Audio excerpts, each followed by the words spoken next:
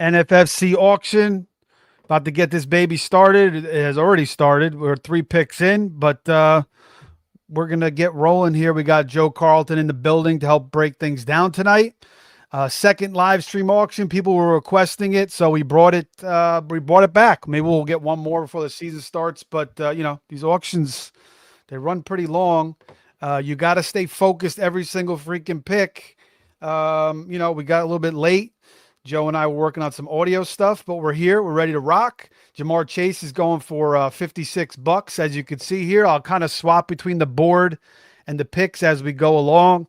Joe will, drop his commentary as well. Make sure you guys are liking, subscribing to the show. Appreciate everybody. We got more live drafts all the way up to the season starts. And that's it. We'll come back on the other side. We'll get right into this auction. We'll see how we build this team.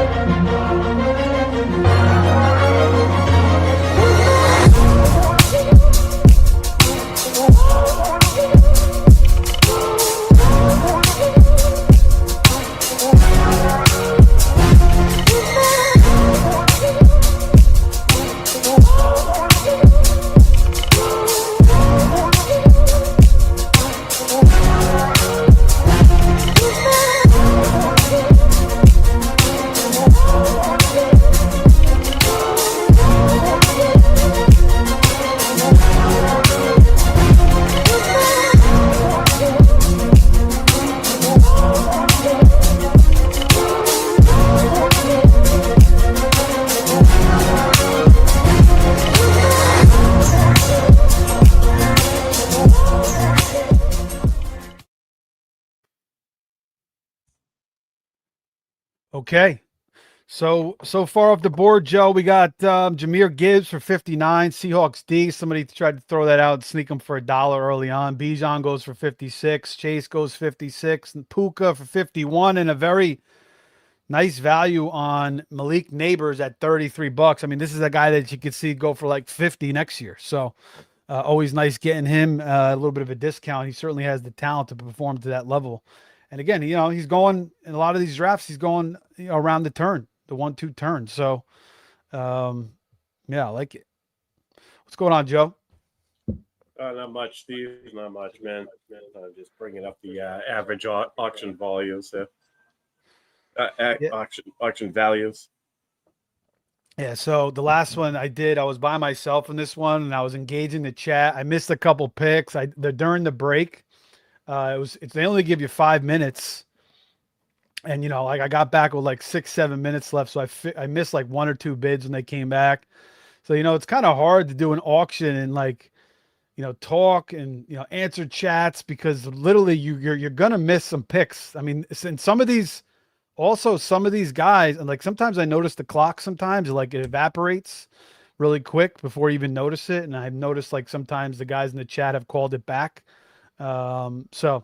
It's just something you really get, if you miss one pick, you could get screwed. I remember years ago, I was doing an auction, and I literally looked away for like 10 seconds, not even, maybe 5 seconds. And Josh Allen went for like $6, and I was so pissed off because I wanted him. This was like 3-4 years ago. So you can never sleep. There goes Josh Jacobs for $13. That's the big news. Obviously the suspension is looming. I mean, this is like another Ray Rice situation, Joe. I mean, I think we're looking at 4, maybe more games, right? With the evidence now presented, absolutely. Now we got another player up here, somebody trying to get him cheap, Ashton Genty. Yep. 26. Yes.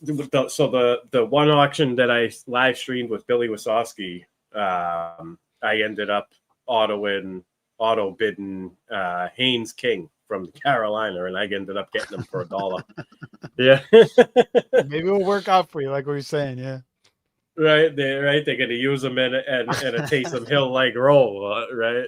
So, yeah, you're definitely cutting him week 1, right? Yeah, no doubt.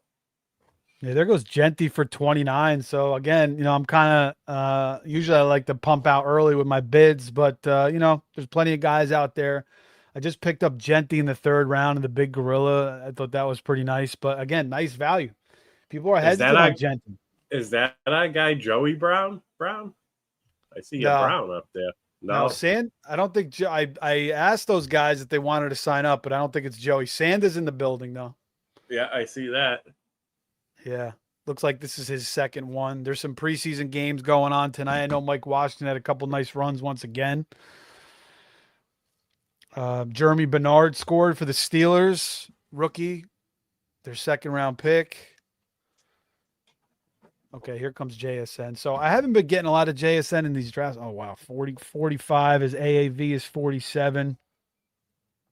He's like, going 7, 6, 7, 8. And the last week, his minimum is 44.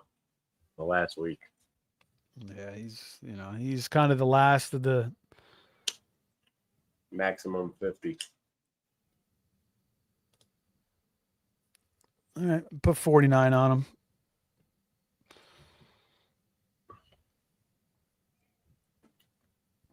There he goes for 50. All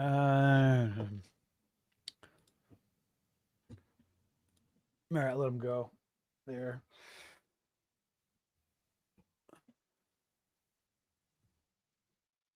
Yeah, how do Nice. I sound all right? I sound all right, right, Joe? Like my audio last night on the show.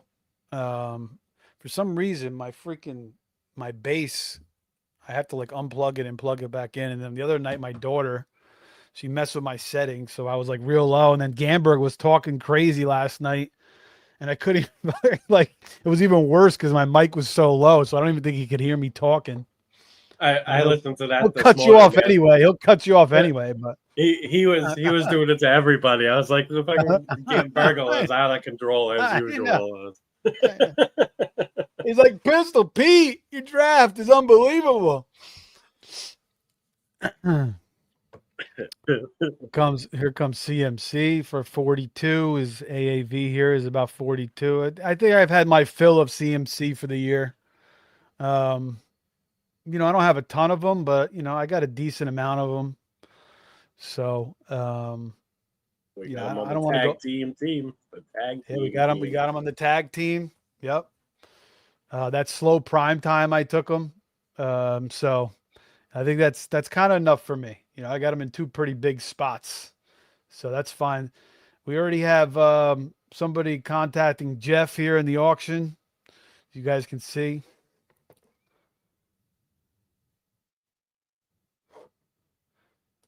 So some of the builds so far, we got Apuka Genty from Team 2. Here's the board. We have that's really it. I mean, that's the one combo so far. We got a Bowers Neighbors, which is nice. Good value on those two as well. I mean, 33 and 32 for two absolute studs. Yeah, the cool part about these auctions is you can put together player combos that generally aren't possible in regular drafts. Yep, that's what I did on the first one. I got Chase and Bijan on the same team. I spent basically half my fab on them. I mean, not my fab, my freaking auction money. Yeah, my budget. Yeah. So I think it was like 100, I don't know, 102, maybe 104, whatever I spent. But I like the way the team came out. And, you're getting the freaking top 3 picks on the same team. And Joe's right. I mean, that's why you do these auctions. And I think that's the whole key. You want to build teams that you can't do in redraft. So that's kind of the whole point of this. If you're just kind of building a regular schmegular team, it's not really the point of it. Yeah, if you spend properly at the end, I feel like you can get a lot of wide receiver value towards the end. You can scoop up a lot of guys under $10. So it's you can get away with overspending on 2 guys and still come away with pretty good depth all around. I've done three auctions so far. 1 last year, 2 this year, and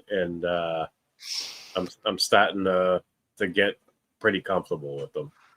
Joe, I don't know, for some reason I just called out Jack Strand. I have no idea why, and I got Jack Strand as my first player for $1. He he's your Haynes King. But you know what? He may actually be the freaking starting quarterback of the Falcons week 1. I mean, it is possible. That's Nice. Unbelievable. Well, all right. I don't think it's gonna kill you. It didn't when it happened. No, to me, you know what happened? I had Trey McBride on there. I thought that's who I bid on, but it went on auto bid. I don't know why they had Jack Strand as my top guy. That makes no sense. I saw it was see where it says Justin Jefferson right now. Yeah, it said that's where it said Jack Strand. If you time out, I know I saw that, but I didn't. I was like, why the hell was it Jack Strand? You must have clicked on him at some point by accident. I don't know. Anyway, that's not how to do your auction. Do not stream and do your auction at the same time, because you're going to make some mistakes here for sure. But we get Devonta for 34. We'll clean this baby up and we'll finish strong. It's $1, you know, and I'll just cut him for somebody week 1 anyway, so it's not a big deal. Hey, that could be a strategy in itself. You know, put a guy on there for $1 and have an open room for a free agent. Jaden Daniels for $4. That's a nice value there early on. So you're seeing some guys throw out some guys early on here, and you know, people don't really know what to spend yet on everything, and you know, you could sneak some values in here, you know, here and now and there. But you know, I mean, there's so many quarterbacks. You look at their AAVs; they're all kind of down low, regardless.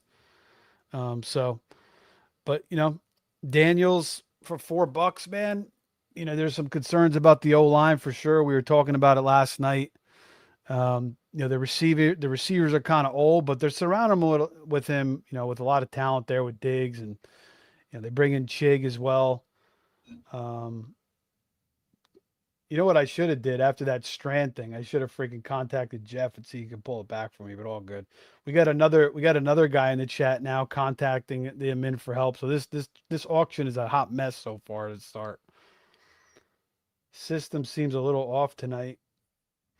And this is what I kind of noticed in one of my other auctions too. It seemed like the numbers kind of count down quick sometimes. Yeah, there are some glitches. Billy was talking about it when I had him on. He does a ton of these, so he would know. Yeah.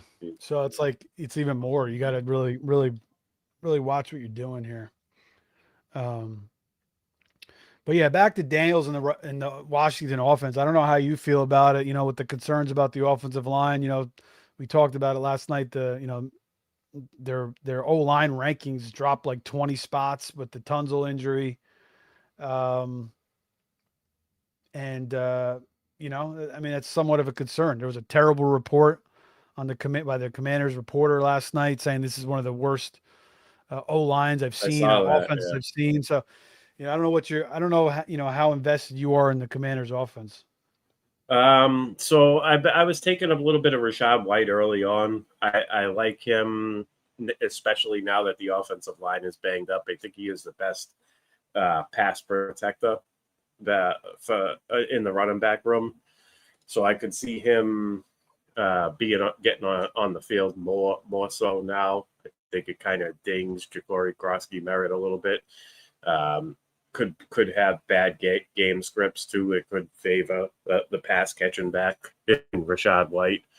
And then you get the fact that Katron Allen, you know, he's a really good short yardage goal line guy. So I don't know how confident I am in Ja'Cory Krosky-Merritt, but I think guys like Chig and Diggs get a little bump with that too, because there's probably going to be some quick passes, and I know that Diggs gets open pretty quick underneath.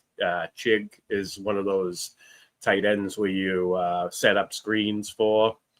You know, you get the ball in his hands quick, and you kind of let him do his thing after the catch. That's where he excels. He's got pretty good breakaway speed. You get him in open space, he gets going pretty good. Terry McLaurin, I've been kind of fading all year. There is an instance where I would take him. That's if I'm zero RB in it, and I grab him as my flex, my wide receiver 4.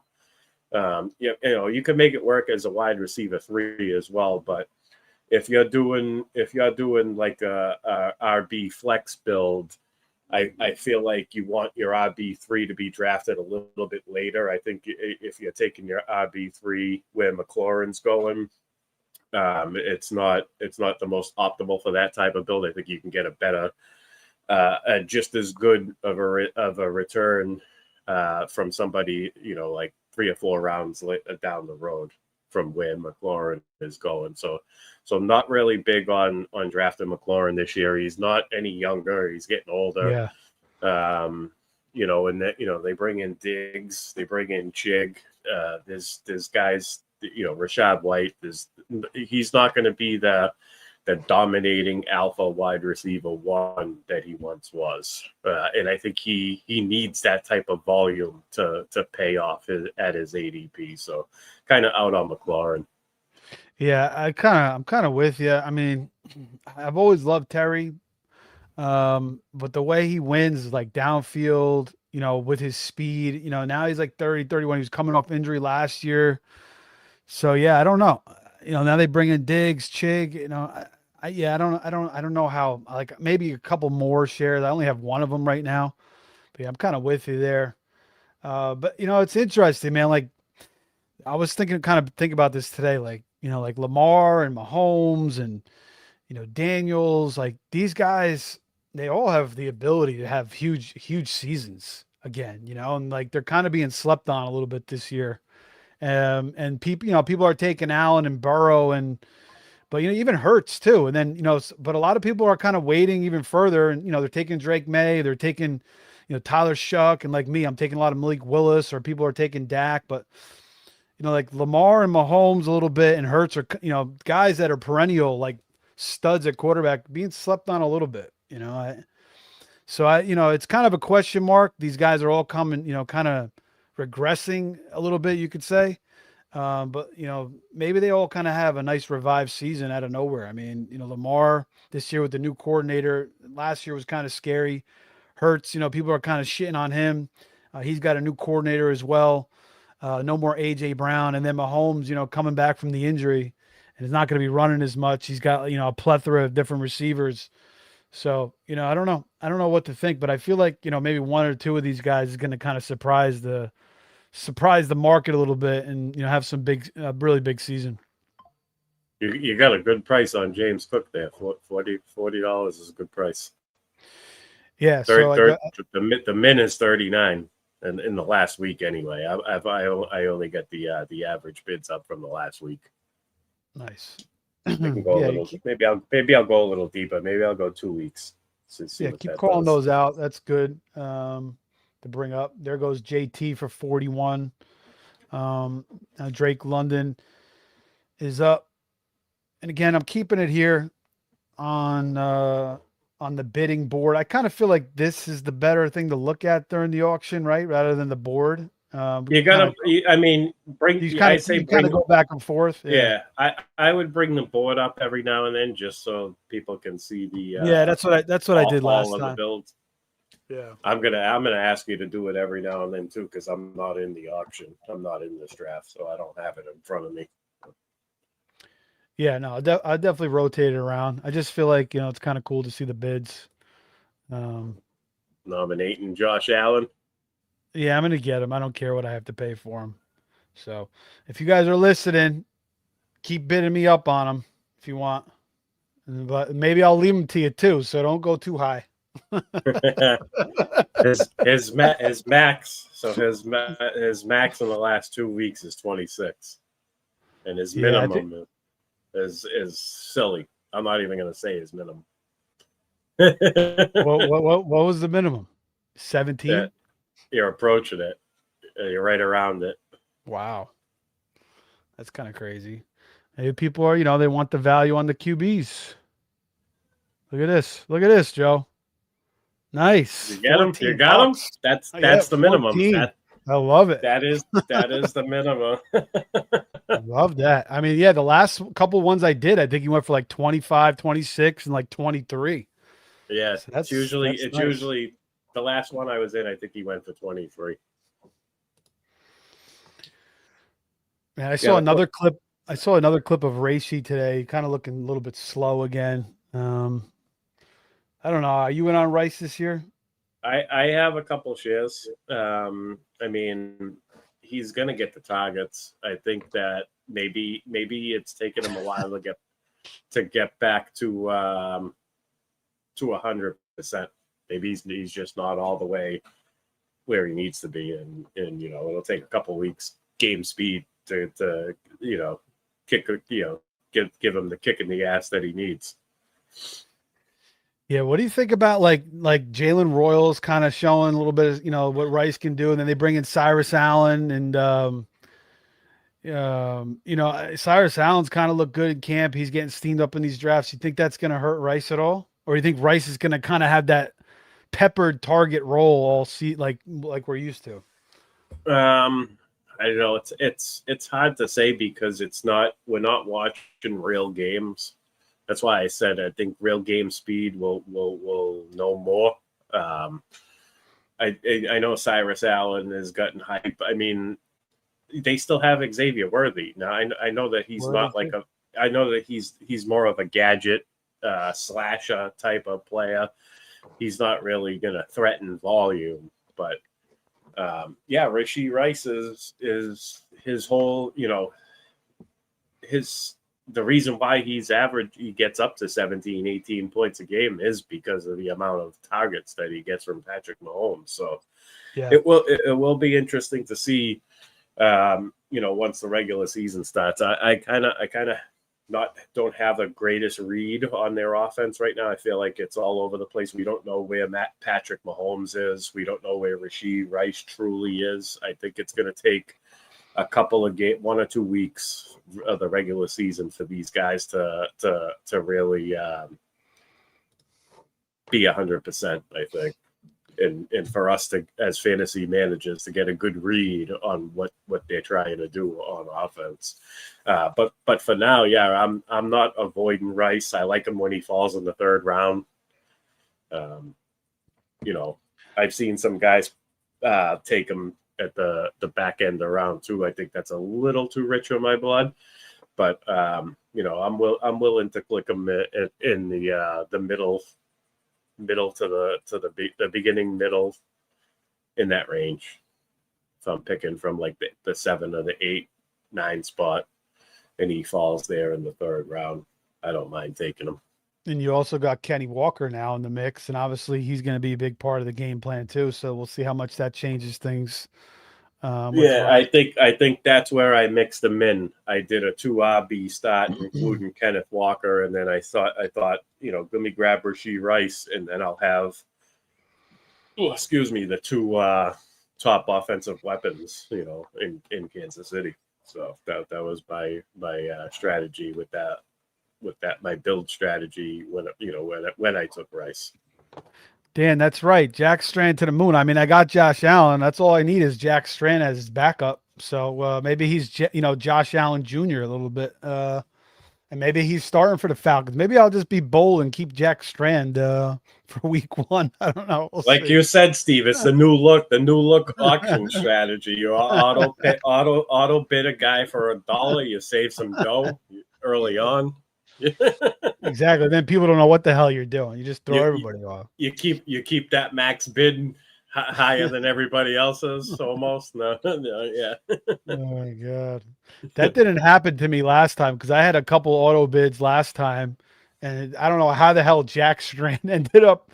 Same thing with you. There must be something in the system that kind of brings these guys up. The fact that you got Haynes King doesn't I make any know. sense either. I don't remember clicking on him neither. But Yeah, exactly. So there's something in the system. I don't know what it is. Wow, there goes Aubrey for $5. sheesh, Okay. I wouldn't pay 3 for him. Yeah, that's crazy. All right. Here comes Saquon. average is 33. I'm going to go 34.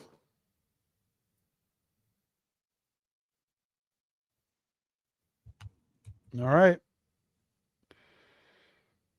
There goes Saquon again. That's the second team where I have Saquon and Devonta on the same build. What'd you get him for? 34? 34, yeah. Yeah, that's his average in the last 2 weeks. Yeah, I mean, I haven't been getting a lot of Saquon, and the guy is like, I mean, he's an unbelievable talent. I mean, last year just kind of seemed like a shit show. You'd expect a revamp up from him this year. So I have $77 left. We'll see how we close this baby out. Lots of receivers left, lots of tight ends. And I got my quarterback. I got my 2 running backs. And I got Devonta. So, yeah, I'm kind of feeling the Eagles offense to have a little bit of a revamp. I kind of feel like, with A.J. Brown out of the way maybe a little bit, maybe in some ways it kind of helps the offense, develop a little bit more, similar to the way when Tyreek left and Mahomes had that nice season. And everybody else kind of, ate, and I think we might see something a little bit better here from Philly this year. Well, it seems as though that they're gonna kind of spread the ball more than they did before. I mean, do you still see them going conservative? I mean, I think they're going to pass the ball a little bit more this year. I think even if they do go conservative, I mean, it's still going to benefit Saquon Barkley either way. I do think he's in for a bounce back year myself. I would like to see him get more involved in the passing game. This is a guy that had, 91 receptions as a rookie. Yeah. I mean, at least get him to the 50 mark, 50, 50, 60. It makes no sense. I mean, yeah, you got to get him more touches. I think that's kind of the plan this year too. I think he's going to catch. I think he's going to go back up to 50 catches, maybe more. I like to see like 66. He finished with 66 receptions, and that's about where he should be, especially with AJ Brown gone. That's kind of what I'm thinking from Barkley this year. I think he's really going to get ramped up in the passing game. And I think Hurts too. I don't know if he wants to run as much as he used to. He just doesn't seem the same whenever he runs, anymore. So, I mean, I just feel like that's kind of a way to, help Hurts out. Just dump it off to Saquon. Let him get him an open space. Let him create. And, the Phillies never really had like a strong number 3 receiver. Jahan Dotson, these other guys. And now they bring in Dontavian Wicks, and they draft Lemon in the first round. So now I feel like they have 3 legit receivers that they could kind of utilize. Plus you got Goddard, and then you start getting Barkley involved in the passing game. And I kind of feel like this might be a better passing year for Hurts overall, a little bit. All right, there's Nico, man. I definitely want to start getting back on Nico a little bit now with the Higgins injury. But they do bring in Boutte. How much do you think do you think that's kind of equal to Higgins? I mean, in some ways, I guess it is, right? Yeah. I think he's immediately wide receiver too. We haven't gotten some, all that much good news out of Tank Dell. Jalen Noel, I've never really. Some people love him. Some people love Jalen. Yeah, I don't want to say I've never liked him, but I don't know. I don't think the Houston offense is an offense that's gonna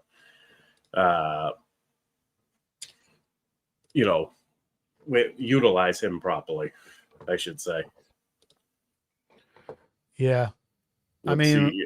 Stroud is I think he's a better deep ball passer than underneath stuff and sitting in the pocket. Like, he thrives on play action. in a running game. They need to establish if they establish a running game with David Montgomery and Woody Marks together. Both of them stay healthy and they can bring that part of their offense back. Then they can start working in play action.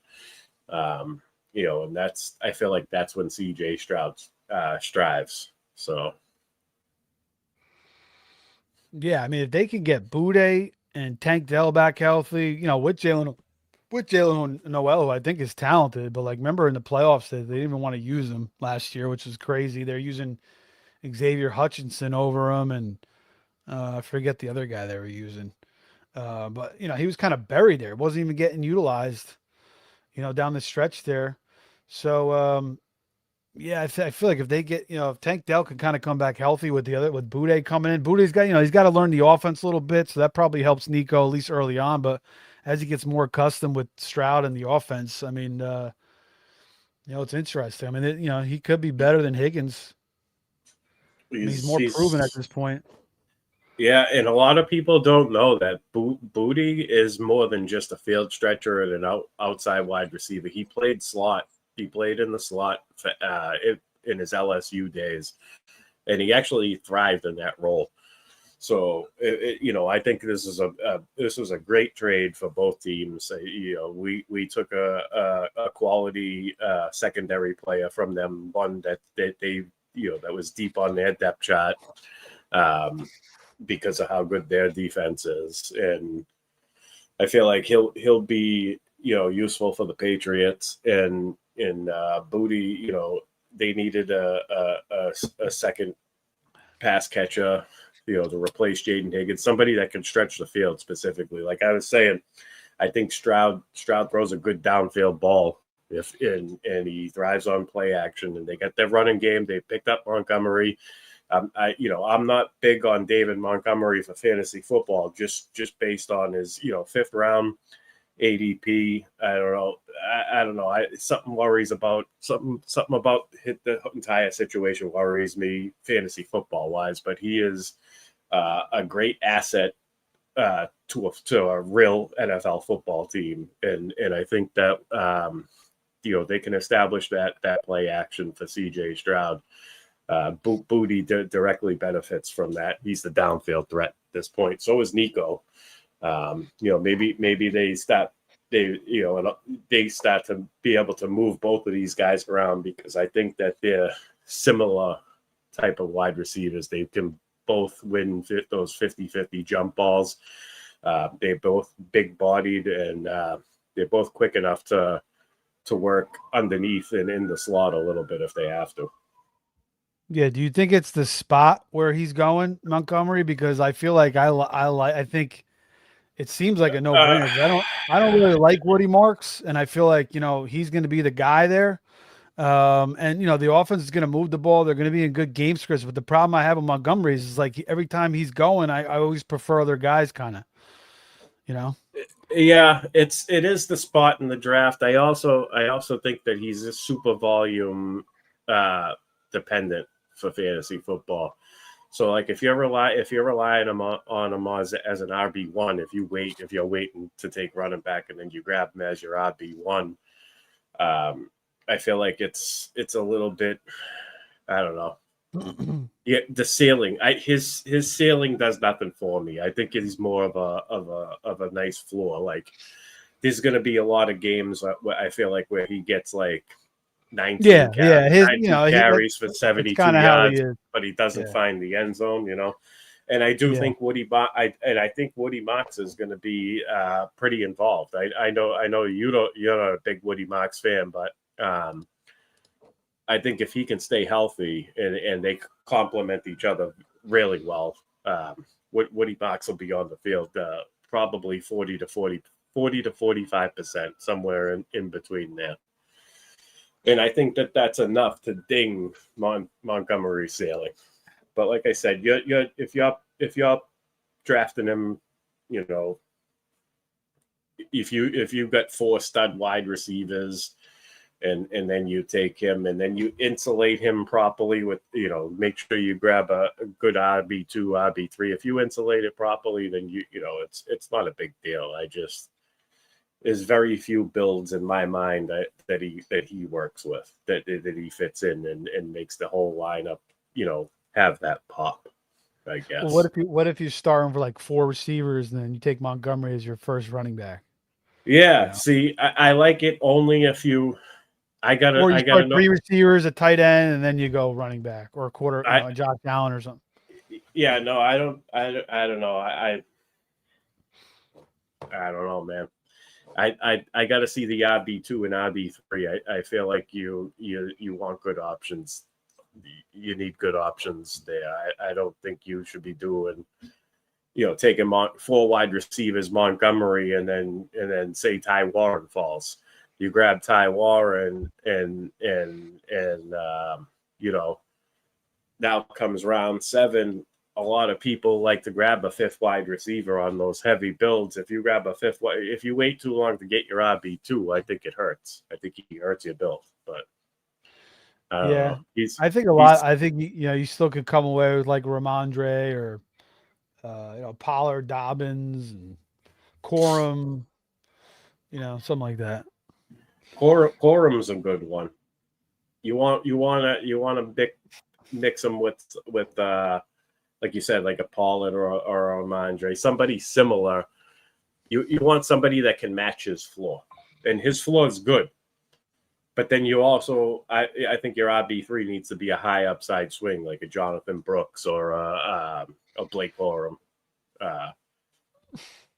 Yeah. So somebody to make that running back room stronger as the season goes on, or somebody that has high contingent upside that can really pair with Montgomery well as the season goes on.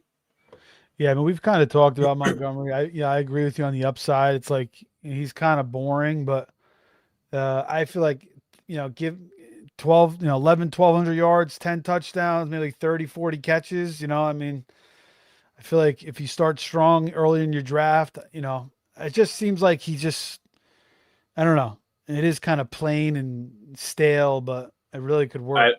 I don't have him getting that many catches. 30 to 40 catches seems kind of high. I think it's possible. I really do. I just feel like he could kind of dominate that. I feel like he could just bully out Woody Marks a little bit. I just feel like he could do that. So that's why, I feel like I want to get more of them, but again, I feel like I have to like force myself to take him because I like other guys over him in that spot. And the way I build my teams is I usually have, I'm usually starting with a couple of good running backs.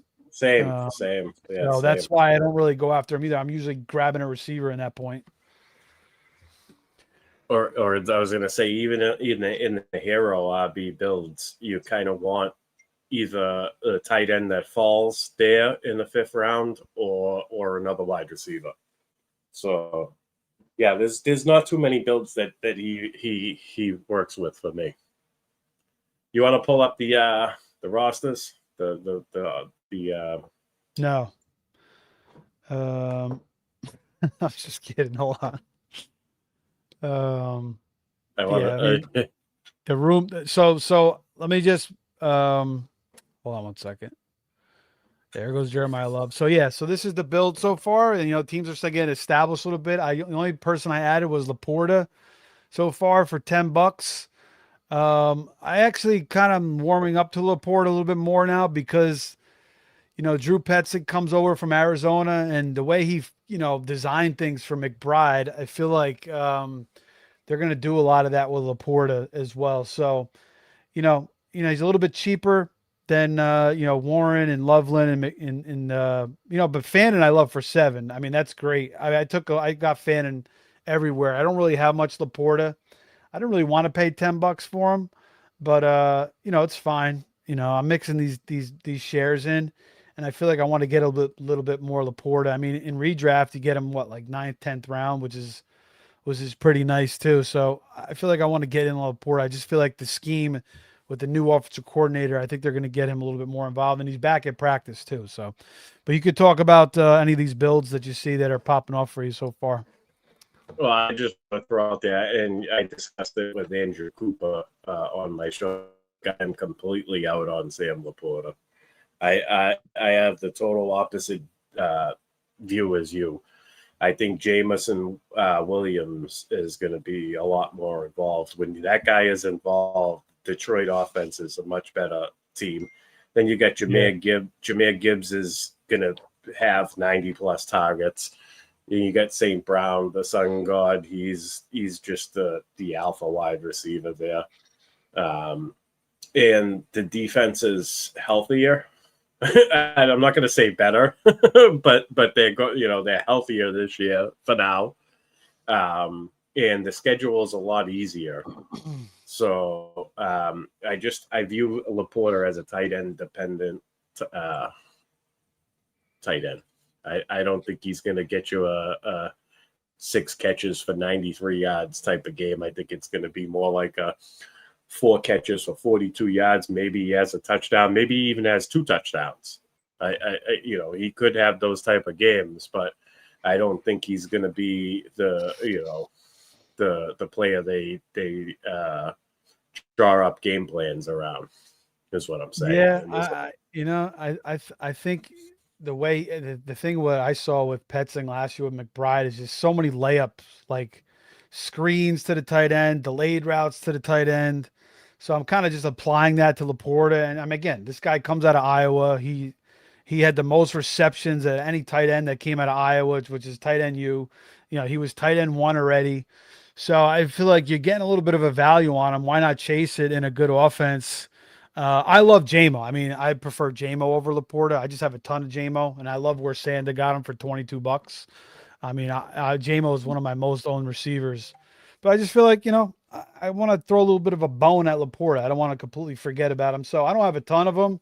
This is maybe like, in all these, leagues I'm in, maybe like two or 3 shares so far. So it's not going to be a lot, but I'm going to pick my spots here or there. I feel like he could have a nice year. You're going to grab a decent second tight end, I would assume. Yeah. I mean, there's a lot of guys on the board. I mean, are you at all concerned about the back? Popping back up at any point. He's been pretty injury prone in his career. Yeah, I mean that's true too. Yeah, no, that's definitely a concern. I'll definitely add another tight end, 100%. Yeah.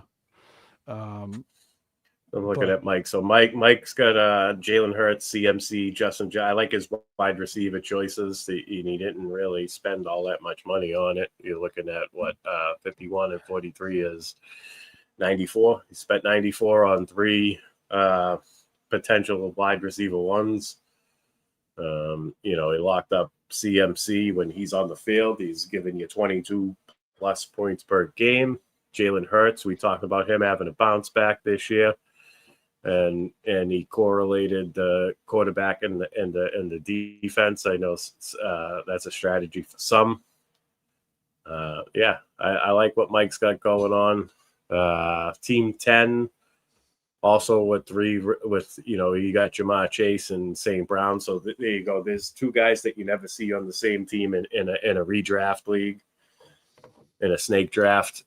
You got them on the same team here with Rashee Rice. He spent a ton of money on his wide receivers, down to $46 for the rest of the auction, and still has 3, 4, 5, 6. Still has 13 roster spots to fill out. So it'll be interesting to see how Team 10 finishes that build up.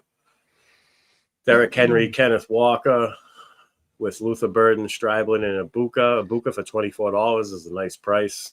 Jaden Daniels, not too sold on him. I would hope that the Team 11 follows that up with a good second quarterback.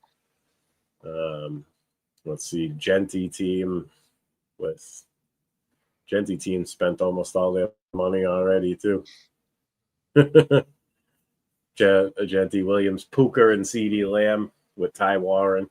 Yeah, it's gonna be interesting to see how they fill the rest of that out. See how much did CD go for? $43. And how much did Pickens go for? Pickens went for 33. Yeah, it was a big discrepancy. I'd rather save the 12 and get Pickens. I mean, I honestly, dude, I feel like Pickens is a better player. That's my view. on the situation. I think CD's great, but and he's got a better role probably. But I don't know. Pickens when he's focused and he's like in his NBA Jam on freaking on fire mode. I mean, he just ridiculous. Here's the thing. So, Here's the thing, though. I think the contract comes into play. I think CD Lamb's already paid. You know what I mean? George Pickens is still playing for a long-term deal. He's under the franchise tag, correct? If I'm not mistaken. yeah, he's Still under the franchise. Yeah.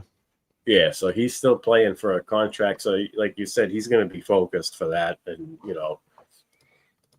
Yep. he's a lot of people. I've seen some people make the take that because of the contract situation, he didn't get re-signed. He might go back to his old ways in Pittsburgh, take a play. I think that's it's always a concern with him, right? That's always a concern. I think it's the opposite. The fact that he's playing for a long-term contract is going to outweigh the fact that he didn't get a contract. No doubt in my mind. And there's, I mean, who else do they got? Flournoy, they got Ferguson. I'm with you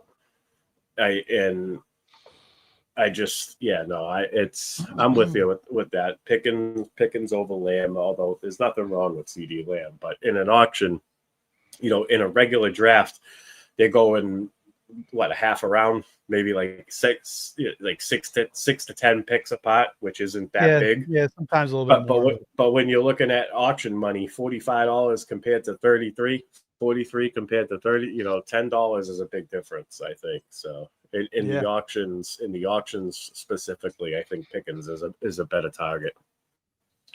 Yeah, I think so too. So I pick up DJ Moore there. So I have the Bills stack here. With Cook and DJ Moore, I'm all in on that offense this year. I feel like the Bills are going to pass more this year. I mean, we've seen it. They're taking a lot of deep shots. The chemistry between Moore and Allen seems very, very solid. I mean, Moore seems like a kid in the candy store now that he's out of freaking Chicago. I don't think he was ever really truly content there. So we'll see how it all works out. Allen historically likes to spread the ball around. But I just feel like now with McDermott out of the way, I feel like they're going to just be a little bit more wild than they have been in the past and kind of let Allen let loose a little bit more this year. So, Cook more receptions, DJ Moore, being that true number one there, maybe even Shakir and Kincaid have an uptick this year as well. So, I think they're number one in the odds to lead the league in points. So, I think the Cowboys maybe are second. So, so that's what I'm kind of rolling with. I just feel like there's going to be a nice uptick for that offense this year. They've been so run heavy. I think they're going to try to freaking shoot out a little bit more here. Nice. You want to go back to the auction room? If you want, yeah. We're back here now. There goes Christian Watson for 21. So I got $43 now. 31's my max bid. You guys can see it there. And again, you get $200 here. And you got to fill 20 spots. So just showing you the top number is the amount of money everybody has. The bottom number is the max bid. So $31. I have two receivers. I have two running backs. I have my tight end. I have my quarterback. I got to fill out the receiver room. There's a lot of receivers, to go after. I feel pretty good with what I did so far. Obviously, it's a Bills stack. That all has to work together to make this team work. But it's just different. This is my third one. I don't have any Allen yet. This is the first one I got Allen in. So you get 7 players rostered. You could probably sit back for a little bit. You don't have to go and see your next few picks. Yeah, I mean, there's a lot of big names out there still. Yeah. Like Garrett Wilson going off now. I mean, Garrett Wilson, man, if Geno can just stay healthy or, not throw 30 interceptions by week 12, It's going to look pretty good. But again, if Geno stays healthy, even if Geno's throwing 30 picks this year, I mean, he's probably going to throw 31 touchdowns. It's going to be like a JMO type year. So, I mean, Geno's going to give you a lot of chances as a receiver. He's going to throw it up to you. He's going to let you make plays. Garrett Wilson's going to be on the outside more this year. So, I mean, he could do it. He could do it all. He could play inside, outside. You kind of would like to see him, playing in the slot too, because you get all those layup routes. But Geno's going to give him a ton of chances. And then you got Frank Reich talking about he's going to be the bell cow. Him and Brees are going to be the bell cows. So it just all comes down to Geno Smith. Can he stay healthy? Because if he goes down, God forbid he gets benched at some point because his play is just so brutal. Then you got to deal with Cade Klubnik and, what I keep saying, the Bailey Zappi. No, obviously I'm being, a pathetic, miserable Jets fan when I say Bailey Zappi, but it's not out of the realm of possibilities. There was a good portion of our fan base over here calling for Bailey Zappi at one point. Oh, I know. So. I remember that. Yeah.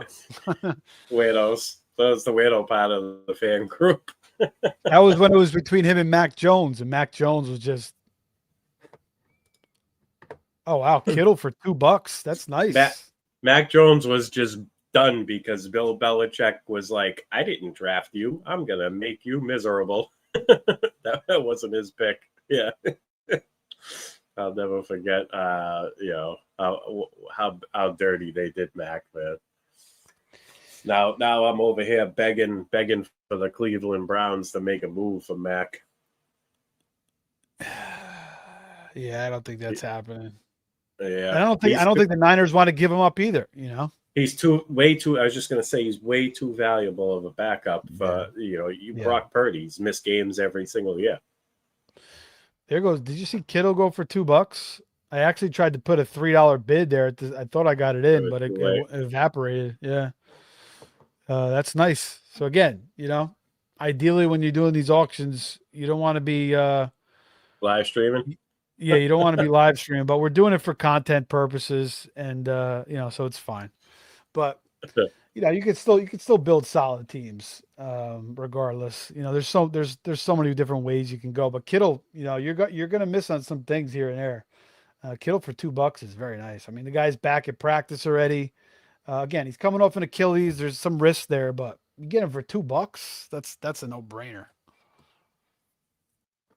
Yeah, you never know. Some guys in these rooms, they just might be real scared about injuries. And they don't want to spend up. They don't want to take any risks. Well, it is also a point where some guys catch themselves spending too much money, and then they kind of sit back too. You gotta be pretty observant in these auctions and really pay attention to what some of these teams are doing, what they have max bid left.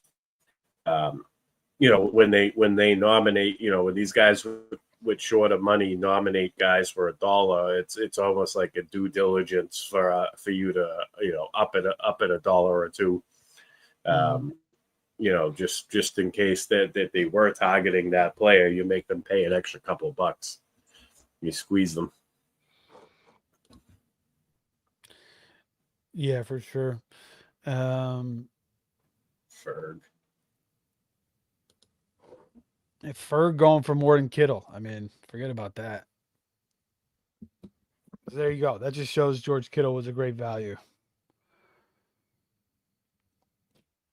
Yeah, I mean, that's the other thing. In a lot of these auctions, there's going to be great values because the room is just whatever. People are just doing other things, and maybe their kid goes in. I don't know. People aren't paying attention. Like Joe said, they're not expecting to spend anything.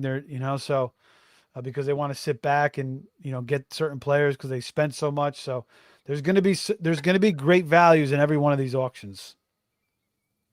It's on you to kind of just stay on it and grab it. Even though you may not even want the guy or need the guy, you still just at least bid him up in the worst case scenario.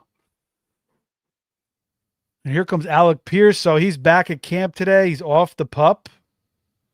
So we'll see if he gets bid up a little bit more here now that he's back at camp running around a little bit. Mike looks like he wants him. All right. Well, I'm going at it with Mike. Let's see if he bids him up. Take a look. So 629. So his max is $9. All right. I'll take him for 8. I'm a big Alec Pierce guy. He's one of the better receivers on the board. I mean, you got Devontae and Adunze there too, but they're going to go for a little bit more money. So, if Alec Pierce comes back, maybe it takes him a month to get fully ready going, but he's going to get the ball. Jones is going to throw it to him a lot. And, it should be a career year for him. Now he's got to prove that he can stay healthy. There is some risk there still. Tony Pollard, man, I have way too much of him. I got to start backing off Tony Pollard. I had so much of him last year too, and he didn't do anything till the end of the year.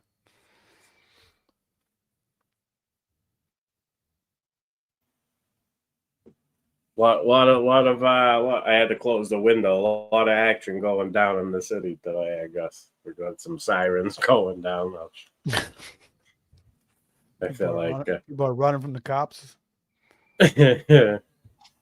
Well, there's a hospital like 2 or 3 miles down the other end too. So you get ambulances in Main Street. I live my hill is literally right off of Main Street. So if an ambulance is heading towards that hospital with the sirens, it's gonna be you're gonna be hearing it if I have the window open. Yeah, I can't wait. I couldn't hear it. So, you couldn't hear it? No.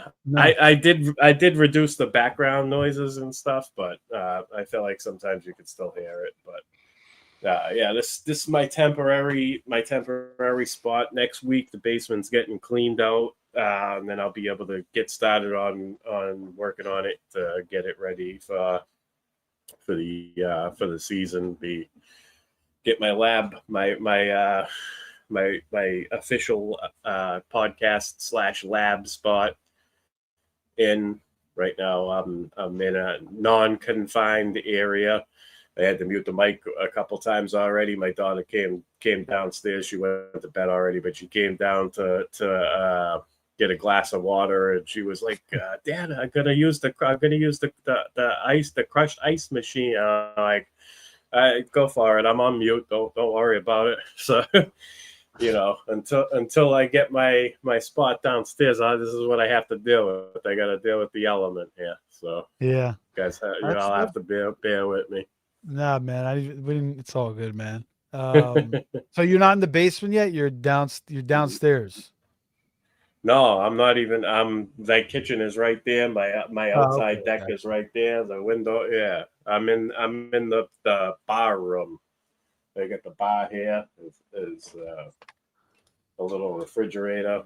Yeah, it's like a bar / den area, but it's the best spot that I can do it for now. So this is where I've been doing it. All right, yeah, man.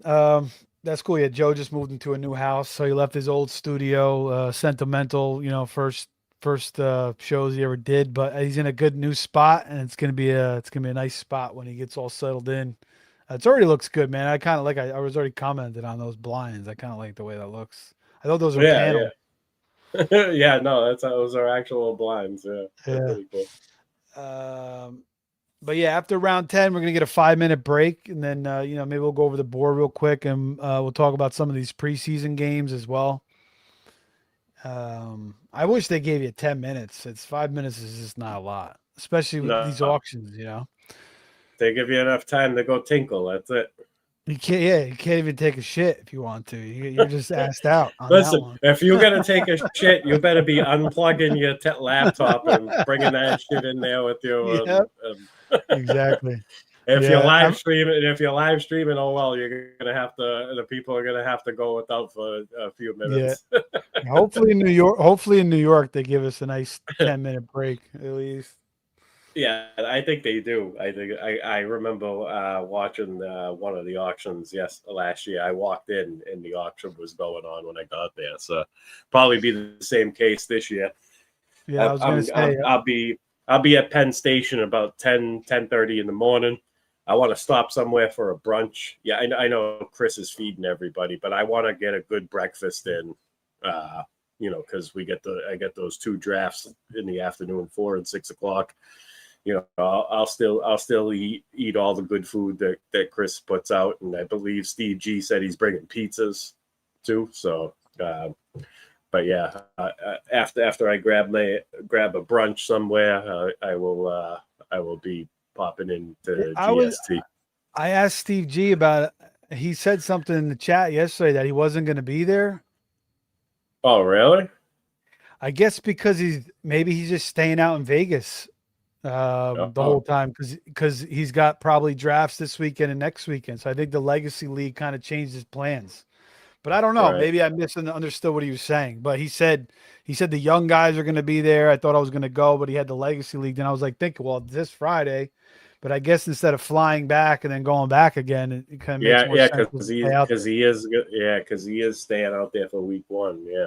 Yeah, so that makes sense. I wouldn't want to fly out and then go. I mean, that's a long time to stay in Vegas, but you could do a lot. You could figure it out and do a lot of things out there. But yeah, I would rather stay there than go fly and fly back. And then fly back again. Absolutely. Yeah, can't wait for that tomorrow night, 10 o'clock Eastern time, baby.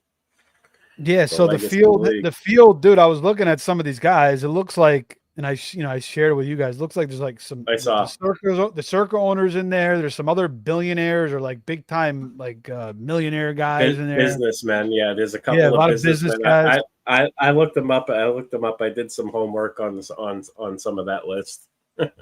Yeah. So I was going to say the Robert Delaney guy I've drafted against before. I don't know if it was a prime time or an OC, but he's done drafts in the NFFC before. I don't know if I couldn't find much information on him. I don't know if he's a investor or whatever, but he has drafted on the NFFC before.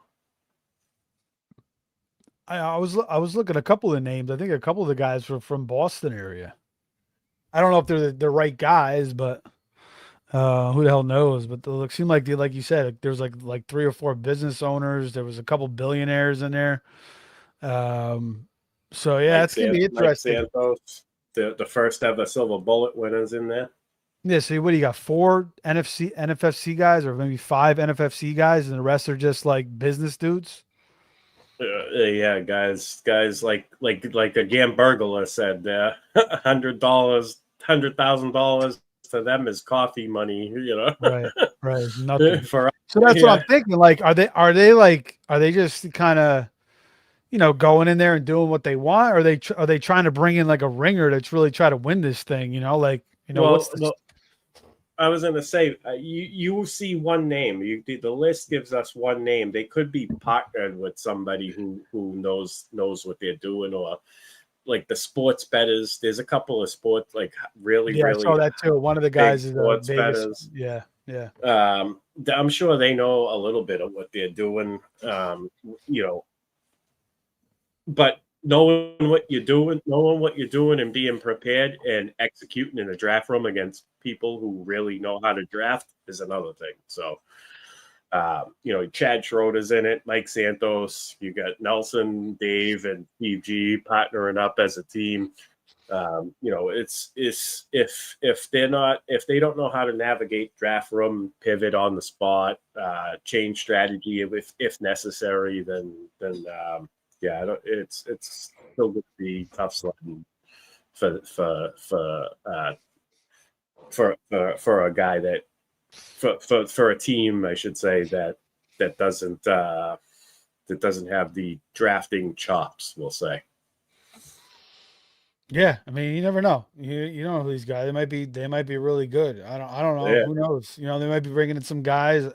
Some like professional gamblers that just know the freaking league, and I mean, that's possible too. So yeah, it's going to be interesting to see. I mean, you would think the NFFC's guys would have an advantage here. That seems like that's the way it should be. But Yeah, it's gonna be cool to see the draft tomorrow night at 10 on the NFFC YouTube page, and then follow along all year on that. 100 grand, 600K to the winner. Crazy.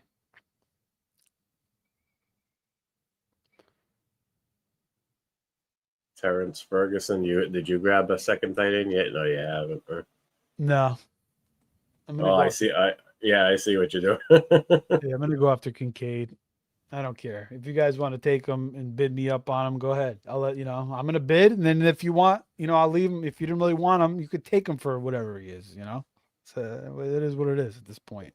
I don't know how many people in this room are watching. I'm sure Sand is watching, but I don't know who the rest of the people are watching.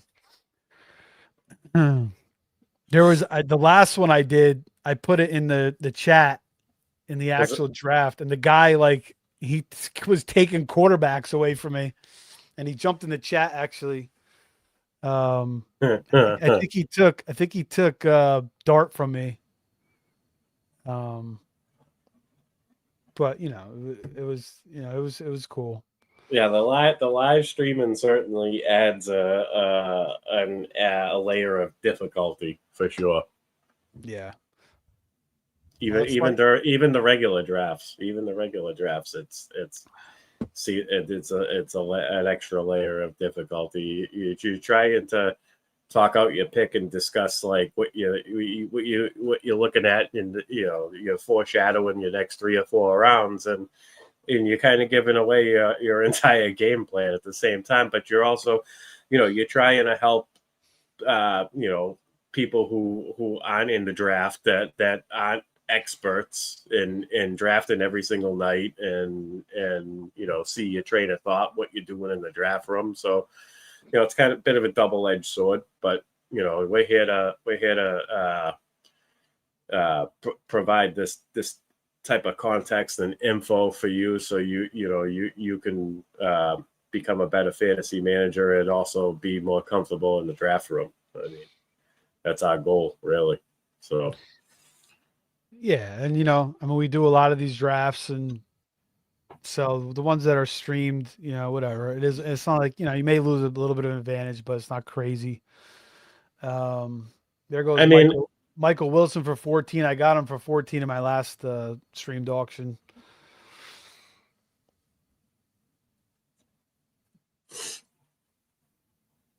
What were you going to say? I don't know. I forgot. I think I was going to say you could also, there's ways to spread misinformation without giving bad advice too. So we could pull a switcheroo on every now and then as well. So yeah, you're not necessarily, your queue is showing, but you're not necessarily going after these guys. You could just be nominating them. You know what I mean?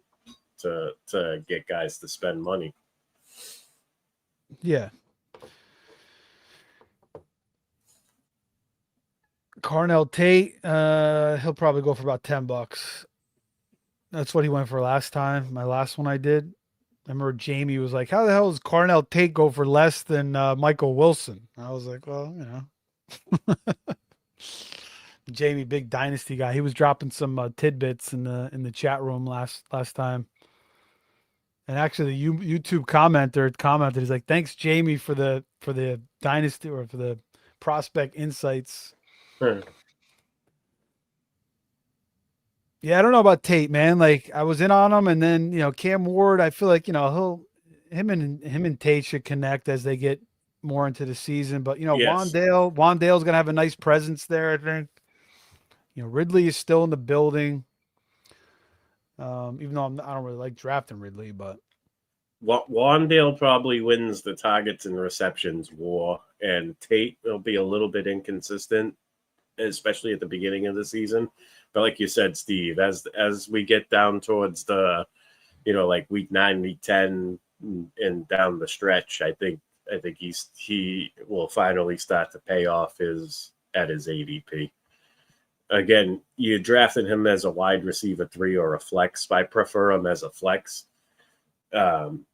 He is steamed up in some drafts, but I grabbed a couple shares of him early and then I backed off. So I think I got him around earlier than where he's actually going now. So that's probably why I shut it down on him. He moved up some from June. What do you think about Jordan Mason? Have you been drafting him at all? No, I'm with I'm with JC, guy JC from the Sports Affiliation Minnesota. He's a Minnesota Viking fan, not from Minnesota. He lives in Minnesota now, so he gives a lot of honest takes, and I'm kind of with him. He said it last year. He said it. Yeah. Mason, he doesn't catch. For me, the thing for me is he doesn't catch passes. I think he can, but you got Aaron Jones there, so that's going to be his thing. Yeah, and I think as long as Aaron Jones is healthy, he is the starter. Like, I don't know why people are disrespect. He's one of the most disrespected players in drafts this year. 12th round, Aaron Jones is just nuts. I've been taking him on the where I don't start two running backs. There's a lot of builds where I do start two running backs, but in the event I don't, those teams, a lot of those teams have Aaron Jones as an RB3 or RB4 for depth in the 12th round. I feel like he's a free pick there. We're in round 10. I'm probably going to hop off at the break, just so you know, Steve. I do have to be up early in the morning. Yeah, all good, man. Thanks for hopping on, man, breaking it down. Yeah, I'm with you. I think Aaron Jones, it always kind of feels dirty, when you take him because did Herbert fumble the opening snap or if Herbert fumbled the snap? Let me ask you this, Steve. If Aaron Jones misses time, do you think it's a committee and Claiborne catches passes, or do you think that Mason actually becomes, a solid RB2 in that instance? I don't know, man. My opinion on Mason is I liked him a lot last year. Coming out of San Fran, but I think San Fran's system kind of elevated him. And I think when Mason gets, he's good for like a game or two, but once he starts piling up like 3, 4, 5 starts, he kind of starts wearing out. Now the argument against that could be, he's in better shape this year. And also they're shifting to a zone running scheme similar to Shanahan's system. So that could kind of help him too. I don't know about Claiborne. I feel like, I think it will definitely be a committee. I feel like they'll use Claiborne. They might even use that kid Xavier Scott. Like he actually looked pretty decent last year too. So I think he might be in the mix as well. I think it would be somewhat of a committee. So as far as like Mason's talent, I know he's in better shape and the system's a little bit better. Again, I don't really trust Kyler Murray anyway. So like, I'm just not really into it. I feel like I'm just going to bank on Aaron Jones. I'll take him, like you said, 11th, 12th round. He's getting disrespected. If he gets hurt, he gets hurt. I'll back him up with Price every now and then. I mean, not Price, Claiborne every now and then. And that's kind of my strategy there. So I was in on Mason last year. I really believed in him. And I just feel like, again, he's not as good as I thought he was. So I'm off from this year. So a lot of people are taking him as like their number 2 or number 3 running back. I can't do that. I don't feel secure about that at all. Yeah, specifically in the 0 RB builds. Yeah, that's when they're doing it. And I just, I feel like a lot of those teams, the running backs they're trying to rely on, it could be absolute shit. But that's part of the strategy. And there's a lot of backfields this year too, where if there's an injury, there's a lot of guys that can step up. So you just continue to stack those guys. It could work out either way. And then you're building such strong receiver rooms. So, it could work out. It's a winning strategy. It's just not completely the way I like to build my team. Not sure if Mason's going to be the guy that takes you there. It might be it might be the Dobbins or the Corum or the I just had another player up trying to think. And those are the guys I prefer. Yeah. I have too much Dobbins once again this year. I have so much Dobbins. I've always loved Dobbins. Same. Um, Same.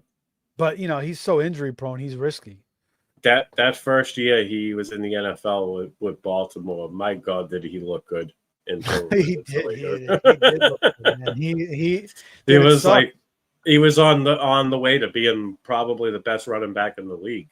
I mean, I agree. yeah, he was He's so good. really impressive.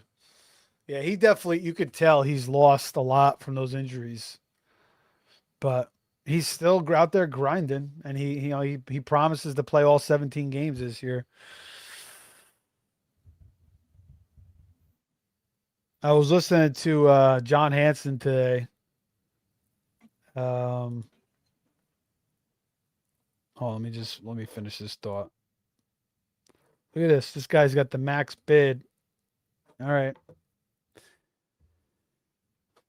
I was listening to John Hanson today. He was talking about Pittman, and he's like he's gonna be like he's gonna have a huge year with Rodgers. He's gonna lead, be one of the top reception leaders in the league.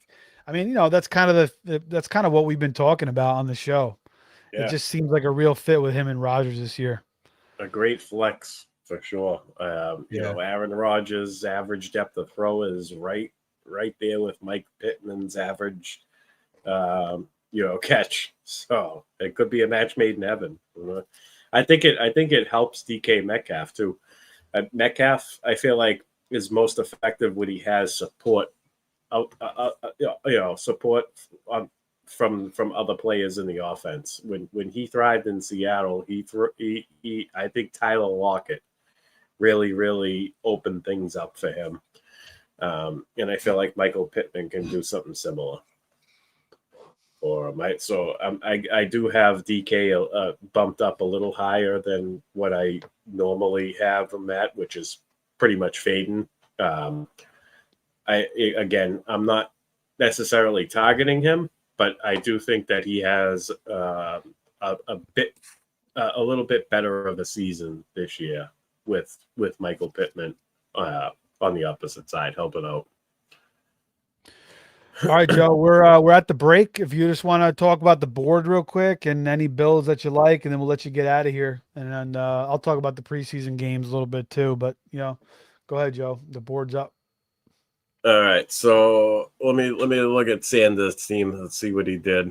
He got Goddard at tight end for $4. That's good. QJ as his his flex to go with that nice 3 wide receivers. I like how he didn't overspend and still landed 3 solid wide receivers. He got Montgomery as a 2. I like him. See this. I like Montgomery much better in a build like that than as opposed to as being the RB1. Right. And let's see, what was it? The Jamar Chase St. Brown Rice team. I wanted to see how they built out their running back room. They got Pollard, Ray Davis, and Jordan Mason for 7. So it looks like they're doing the backwoods thing. They'll probably add, like a Ramondre or a Dobbins later on. I'm sure they're down to $12 though. So Ramondre's gone. He went to Team 5. Oh, okay. Yeah. They're down to $12, so they're and they got like 8 more players to go. 8, yeah. So, but I really I'm just gonna use the bathroom real quick. Go ahead.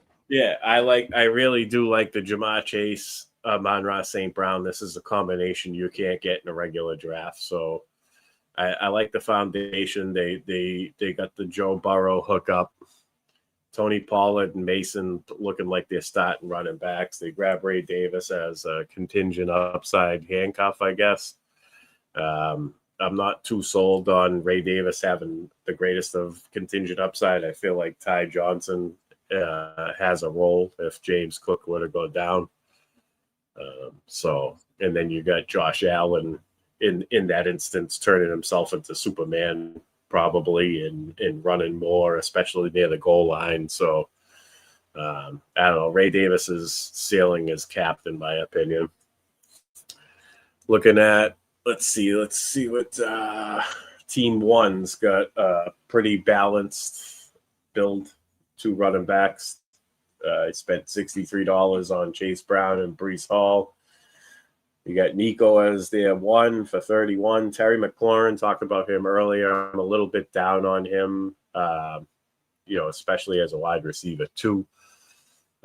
So, and then Xavier Worthy. So they're a little bit hurting at wide receiver, but, they did get a good price on Trey McBride, but $24 is, I guess that's about what he goes for, but it's still a decent price, an $8 difference between him and Bowers. And Bishal Tootin as a flex. I kind of worry about Tootin's consistency because I do think Chris Rodriguez is going to carve out a role, especially as the season goes on. One of my higher owned players, just because of his cost. Really, you're getting him in the 12th round as well. So, but yeah, overall a pretty balanced build. I think Dak has high upside, especially in this format with the 6-point passing touchdowns. So team 1 balance, but balance, but a little bit hurting at wide receiver, I think. Team 2, Nakua and Lamb. Again, this is a combination that's otherwise unachievable unless you're in an auction. So I like the combo at wide receiver. They spent up on, they did spend $29 on Genty. We'll see exactly where he's at once the season starts. My prediction, I think it's going to take it somewhere between 4 and 6 weeks for him to be 100% Ash and Genty. So I'm baking that into these drafts and these auctions. I haven't done an auction since he's gotten injured, but I talked about this. I think we talked about this in the last show I was on, Steve. It wasn't you guys touched on it last night as well. But if you have a top 4 pick, if you have a Jamar Chase, Jamar Chase, Bijan, Jahmyr Gibbs, Puka, I think there comes a point where you have to take Genty just because of the uniqueness of the build and just the high upside. You could have a Bijan Genty combo or a Gibbs Genty combo. I think it really gives your team a huge edge if Genty can get back to 100% at some point in the season. And then Steve, I think you're doing a good job. You got your Bills stack. You got a great price on James Cook, great price on Josh Allen. So you didn't overspend to get it. DJ Moore, that's about what he goes for. Devonta Smith, you overpaid for a little bit, but I know you were talking him up last night, how you wanted to get more of him. And you think he's capable of having a 1,500-yard season. So he's got to stay healthy. If he stays healthy, it's definitely within reach. You put together the two biggest options in Philly. One thing I like to do in auctions and drafts is try to grab the two main weapons of an offense, and I feel like you achieve that here. I'm not a fan of the Laporta pick, but I'm sure you'll back him up fine. And like you said, you want to mix them in just in case. I could be wrong, but I do have. Like I said, there's a lot of mouths to feed there. Gibbs eats up 90+ targets as it is, and then you factor in the fact that I'm big on JMO, so it just by nature I have to be down on Laporta just because of that. In my opinion, look who I just threw in there. I did. I saw it. It popped up. Kincaid for 4 to complete the mega stack. So you got the entire Bills offense going. So yeah. So I like it's Jalen. a little bit easier to do in an auction, Yeah, Jalen Warren in the flex is nice. I still prefer Rico Dowdle, but it doesn't mean Jalen Warren's still going to have fantasy value. And you're still going to be able to play him. I just think that if there is anybody that can seize the majority RB1 role, I lean Dowdle just because Warren has never really taken full advantage of that opportunity ever since he's been in the NFL. He's got a role, and the role is valuable. He's still capable of putting up, anywhere between 11 and 22 points any given week. But Rico Dowdle's coming off a back-to-back 1,000-yard seasons, and he's reunited with Mike McCarthy. I do think that plays a factor. And we'll see how Aaron Rodgers feels about it. Or, we'll know more information on the situation once week one rolls around. But I think there's value in both of those running backs. And then you got Jack Strand for $1 to match future my Atlanta Falcons quarterback, baby. The Jack, there's your team name, the Jack Strand incident. Jack of all trades. Yeah, that's it. Could be a team name. Jack of all trades, nice. But you got a nice build going on.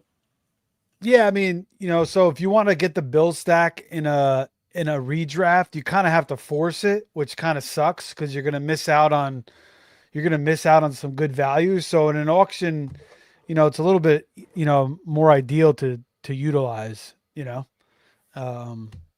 you don't have to force pick so much. So you're not going to miss out on the values as much. So again, that's kind of a thing you could.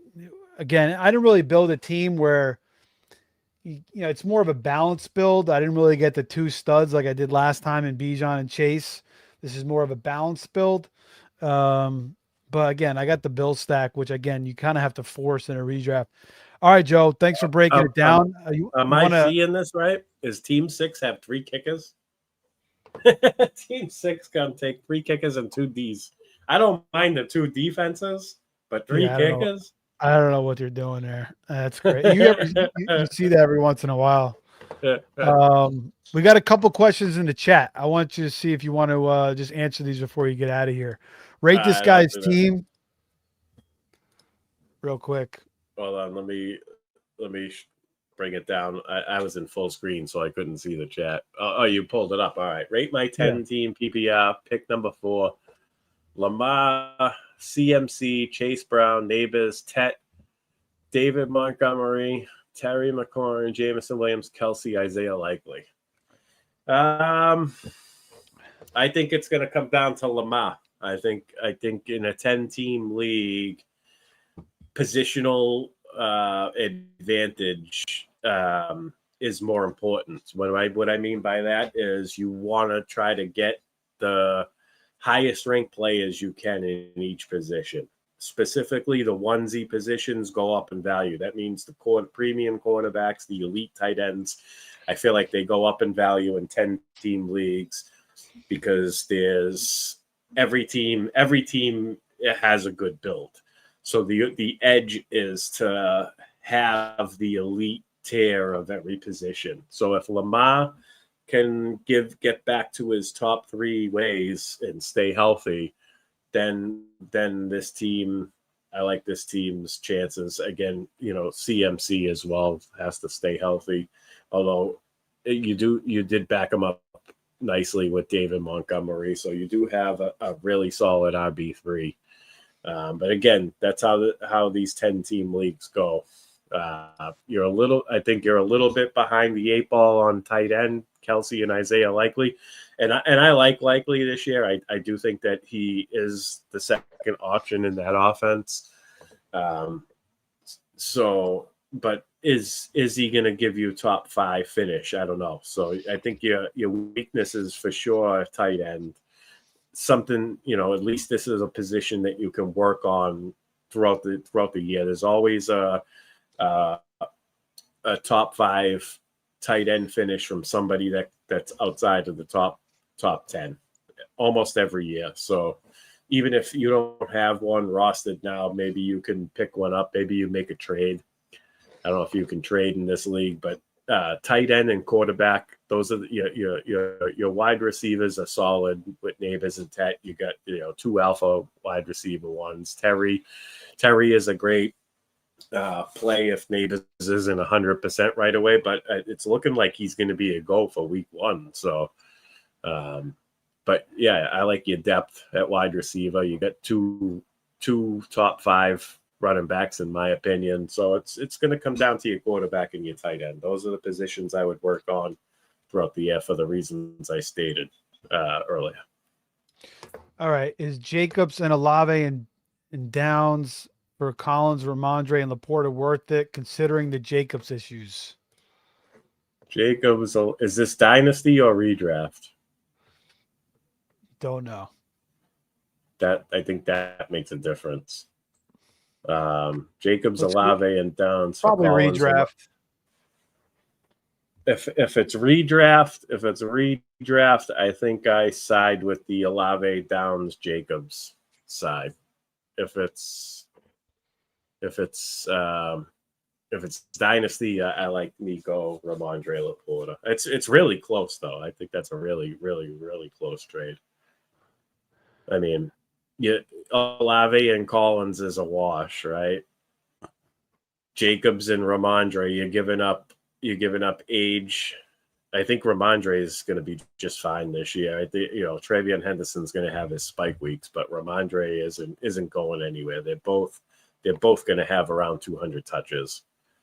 So I'm not worried about Ramondre. And then again, I'm out on Laporta, but if this is dynasty for this year, I'm willing to hold Laporta and see what he does. So I like the Collins side for dynasty and the Jacobs Olave side for redraft, even though Jacobs is looking at a suspension. All right, last one from Michael Goldfeld says I gave up Alec Pierce plus Jordan Mason for Josh Jacobs and Mike Washington, 10-man full PPR, double flex redraft.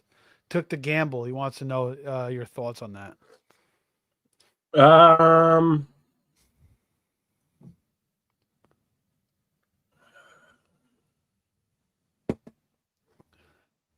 It's pretty even. I think Mike Washington and Mason is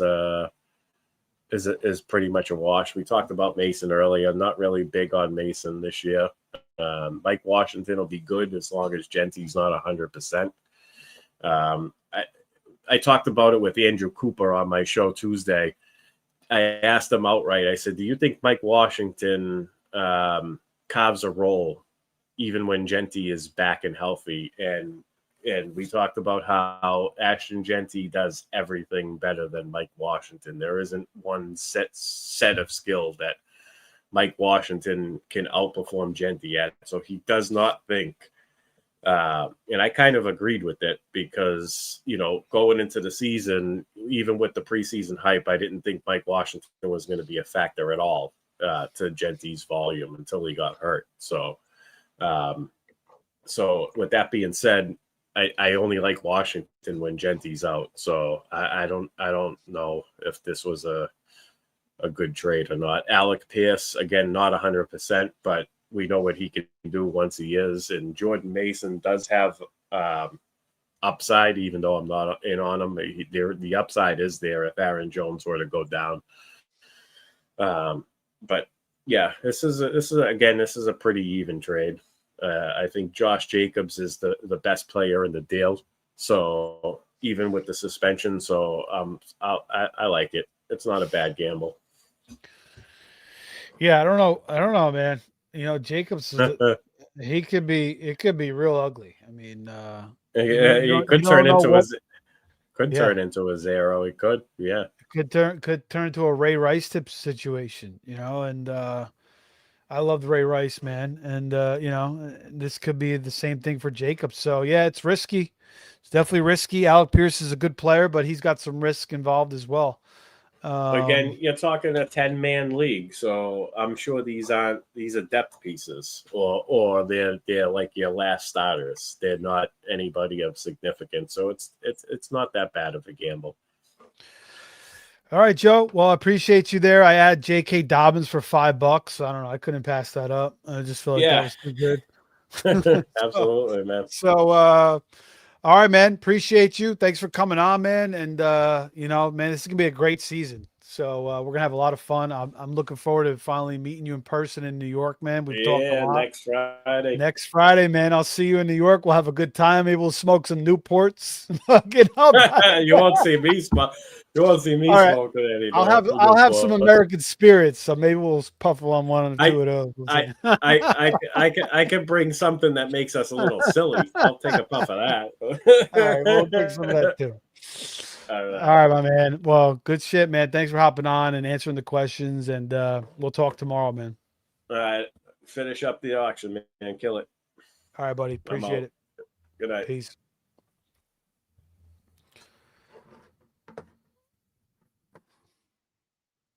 All right. So we take back over the reins here. Back on the mix. Well, I don't know what the hell happened to the chat. We had I'm sorry, we had JMO and Dan. I guess they went to sleep. As we're still grinding out here, we got one more question here from the Forensic Man on Twitch. Shout out to the Twitch watchers. If you guys on Twitch can go over to the YouTube at Fantasy Savvy, or just Google the Fantasy Savvy YouTube page and follow me there as well. Subscribe there as well. I appreciate you. I'll get to your question in a minute, man. See, missed out on Casey Concepcion. I wanted to bid on him there, but that's okay. I would have went 7. Again, I only have 9 as my max bid, so that would have kind of really limited me.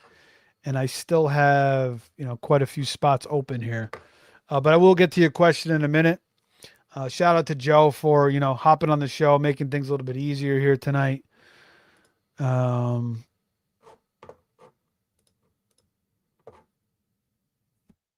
there goes Marshawn for $5. I mean, my backfield is solidified at this point. So, I got to build this receiver room a little bit stronger here. $12 left, $5 max bid. My backfield is absolutely set at this point. I got 5 starters. Well, Lloyd's not officially a starter yet, but Jacob's situation is ugly right now. So, all right. The Forensic Man. Care to offer an opinion? 10-team keeper league, picking 4th. Okay. I'm keeping JSN as a second rounder. The guy drafting 3rd is keeping Pickens in the 2nd round. So I expect 3 running backs to go first. Do I go Puka or some other wide receiver, or take CMC, Taylor, whoever 3rd pick doesn't take, assuming he takes a running back? You have JSN. The guy drafting 3rd is keeping Pickens in the 2nd round, so I expect 3 running backs to go first. Do I go Puka or some other receiver, or take CMC, Taylor? Now I would say you go Puka there, man.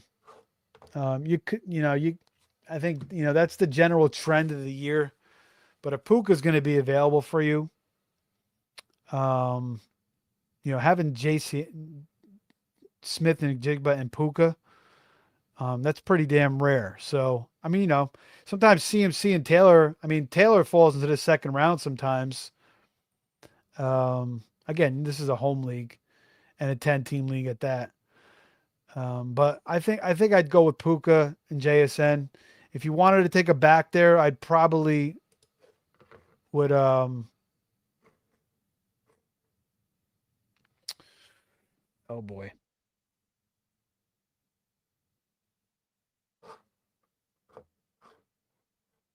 I probably would go CMC. I mean, you could go CMC or Puka there. Either one's fine. It's really up to you. I think Puka is the more preferred option. He's got a little bit of an injury as well. But you could go CMC there as well. I think that's fine. So either one, man. Appreciate the question. All right. Not sure why I bid on Pat Bryant there for $4, but again, there's not that many receivers out there at this point. So, It is what it is at this point. I'm not going to really end up with the best receivers. $2 my max bid on my bench. I got 5 reserve spots left. I got my tight ends. I got my quarterback. I need one more backup. I cannot rock out with Jack Strand as my backup. But again, you got Josh Allen. You don't really need to take him to the quarterback either.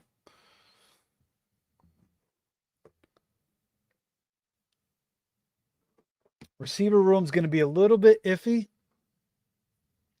You know, Pierce obviously has his concerns. You know, my 4th receiver right now is Pat Bryant, which is not great.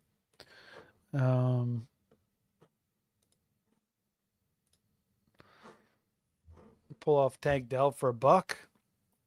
Should be fine. There we go. So we get him. Again, I'm going to finish with no money left. You're probably going to see 1 or 2 of these guys that are going to have some money left down at the stretch here. A little bit too much money left over, and they're probably just going to take one guy and bid $7, $8 for him. You know, and kind of waste their money.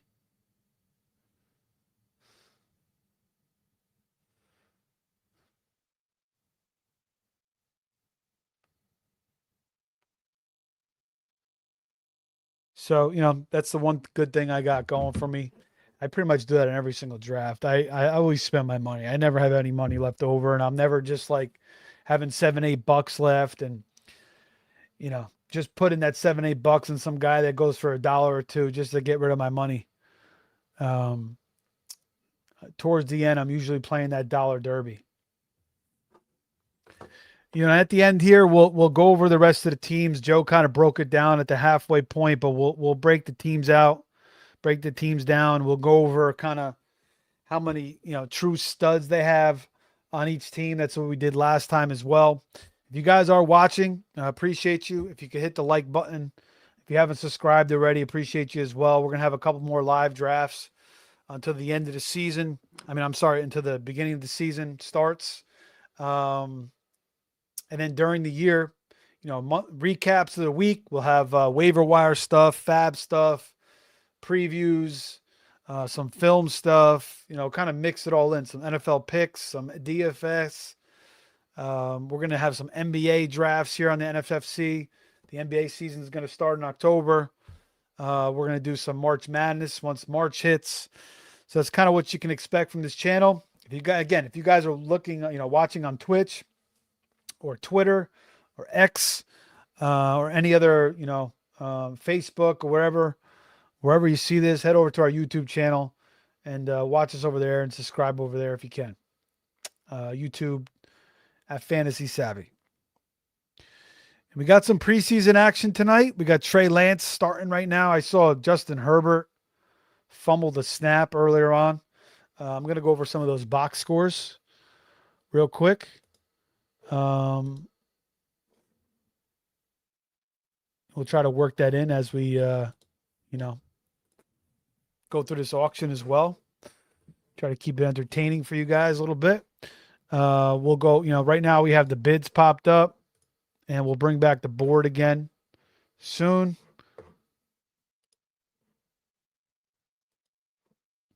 We had a spammer in there. He's gone. We got rid of him. There goes Woody Marks. Again, guy I'm not really into. I'll give it to Woody Marks, though. I mean, he did have that big playoff game. He didn't do anything. He didn't really look good all year. And then he had a big playoff game. So maybe he kind of uses that momentum into the new season. I just feel like Montgomery is going to catch more balls than people expect him to. He kind of did it a little bit in Chicago. And again, how hard is it really to catch a 3-4 yard pass? And I don't really see Woody Marks as like a big time route running back anyway. There goes Stephon Diggs. So let's get into the games for tonight. New England versus Cleveland. I don't see anything notable. Kyle Williams catches another touchdown. Actually, that's notable. So Kyle Williams continues to roll in the preseason. You know, he was a guy that I loved last year. He's not a guy that's being taken in redraft or even these auctions, maybe a little bit of best ball. Um,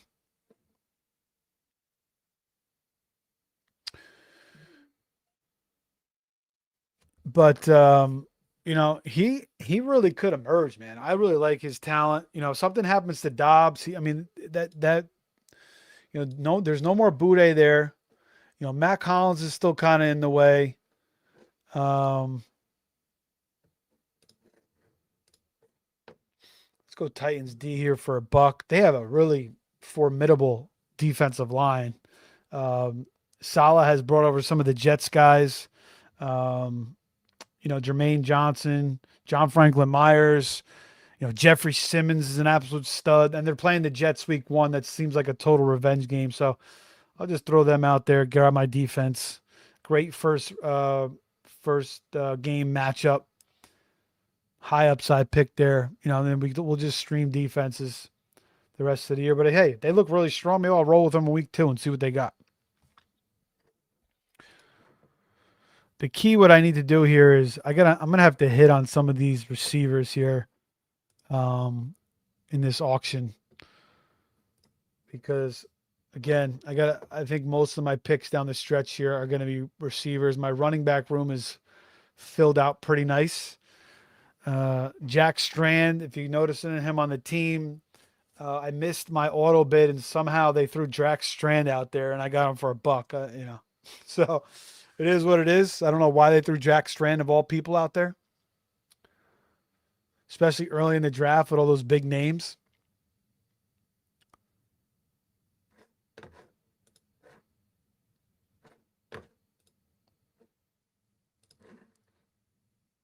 But again, guys, the auction format is it's something that's different. Auctions have been around for a long time. Again, the first ever draft I did was an auction. I just don't know why they haven't caught on. I guess because one reason is they take a long time. Drafts are just quicker, they're easier to do. So I don't know if auctions are ever really going to truly blow up in the fantasy industry. They still kind of seem like they're a little bit underground, but maybe that will change. So that's why kind of we'll bring it out every time. This was our most popular show of the year, and people were requesting it, so that's why we're bringing it back again. There goes Najee Harris. Good late round back piece to add there.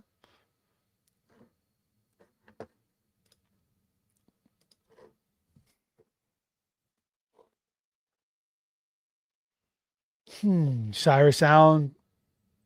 I think Cyrus Allen is going to have some nice games this year. I just think that there's a lot of guys there. You got Rice, you got Worthy, you got Kelsey, you got Kenny Walker, Tyquan Thornton also I think is going to have a presence, and then even Jalen Royals. I think kind of people are forgetting about him. He hasn't really received a lot of hype. I wouldn't be surprised if Jalen Royals comes out in the first couple of weeks and has a nice game or two, and then is a big fab guy. I mean, that's a possibility, especially or if there's an injury later on, and then Royals gets a little bit more burn. I kind of like what I saw out of Royals, coming out of college. And again, Reed likes to bring his rookie receivers along pretty slow. So, Royals is now second year.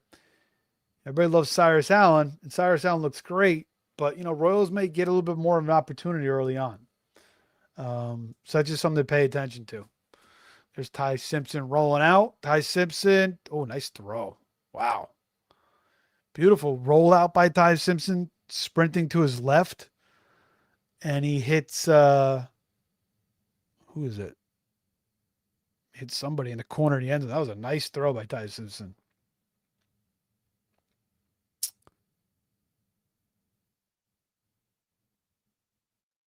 Perfect throw. Oh, shit.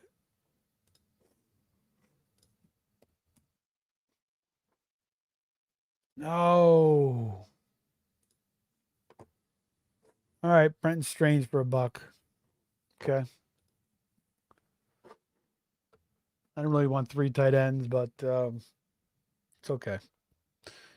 Brenton Strange, favorite of the show, Dan and Josh. So there you go, boys. I didn't want him for $2.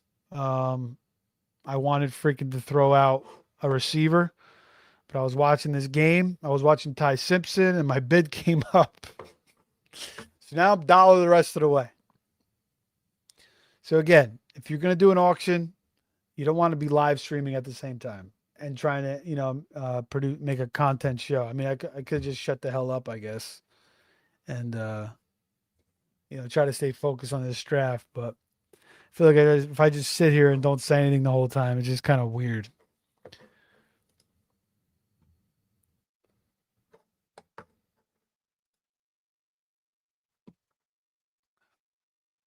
All right, so let's look at this build real quick for me. 1, 2, 3, 4, 5 running backs, 5 receivers, 3 tight ends, defense. At this point, I can only bid $1 on anybody for 3 spots, so it's dollar derby for me. So I might as well talk about the board at this point. Again, Jack Strand was a auto bid that I didn't have him in. I don't know why he came up. Makes no sense. But I got Jack Strand as my backup, and I maybe just roll with him at this point and, go Josh Allen. And then, if I need a quarterback later on, just pick one up during the year. It's probably going to be the plan. I got to get a couple more receivers. My receiver room is looking pretty ugly, to be honest, to be perfectly honest with you. The depth of my receiver room otherwise. But my backfield looks solid. Cook, Barkley, Dobbins, Lloyd, and Warren. I like my tight end room. Obviously, I like my quarterback. My 3 starters, I don't mind. Again, Alec Pierce is back at camp. So we like that.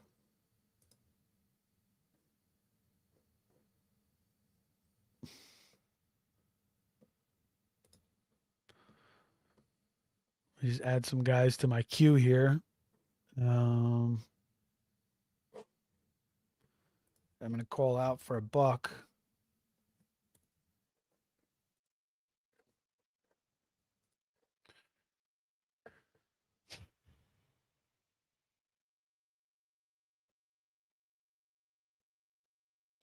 I'm coming up next.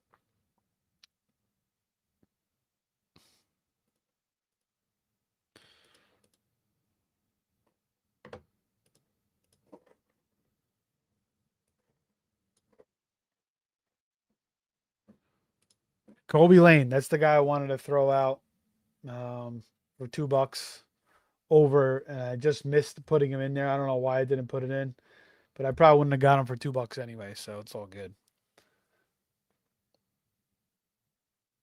Again, Laporta could get hurt. Kincaid's no guaranteed thing. We'll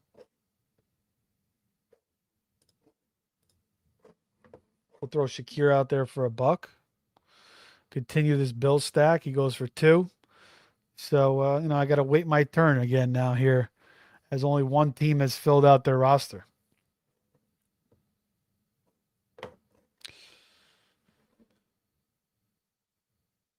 Okay, back to the board. I'm going to have some time to wait again.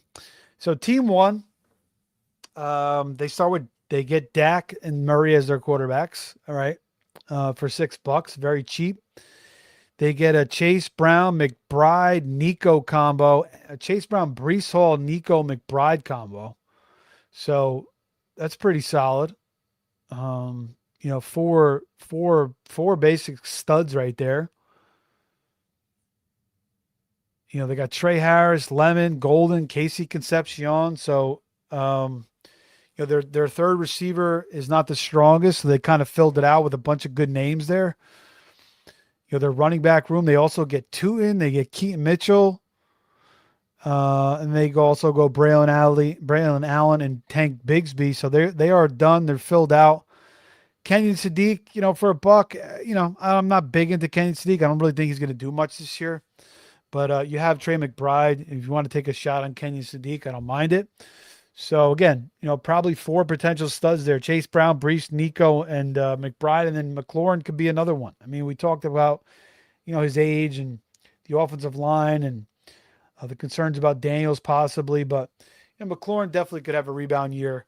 So let's say 4.5 studs there, potential. Okay, team 2, he goes Goff and Darnold so far. And then he has a, we'll kind of clean it up once the teams are fully complete, but Puka, Lamb, Genti, and Warren. So that's a nice, and then he's got Javante in there as well. So that's a nice combo.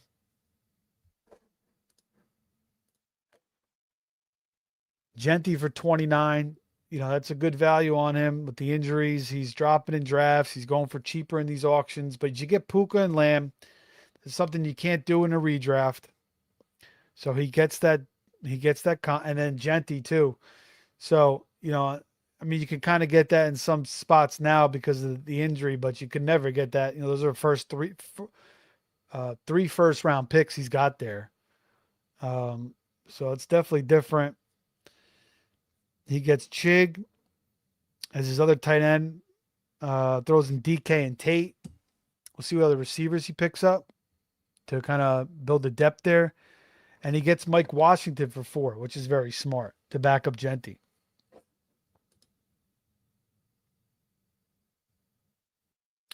I'm coming back up on a nomination.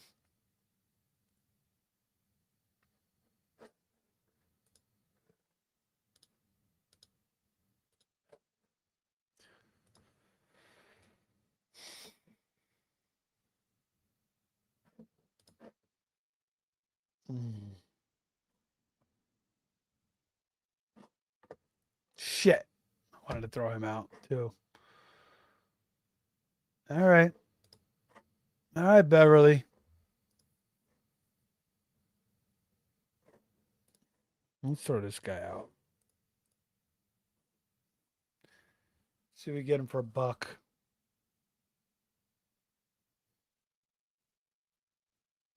All right, we'll take him for $1.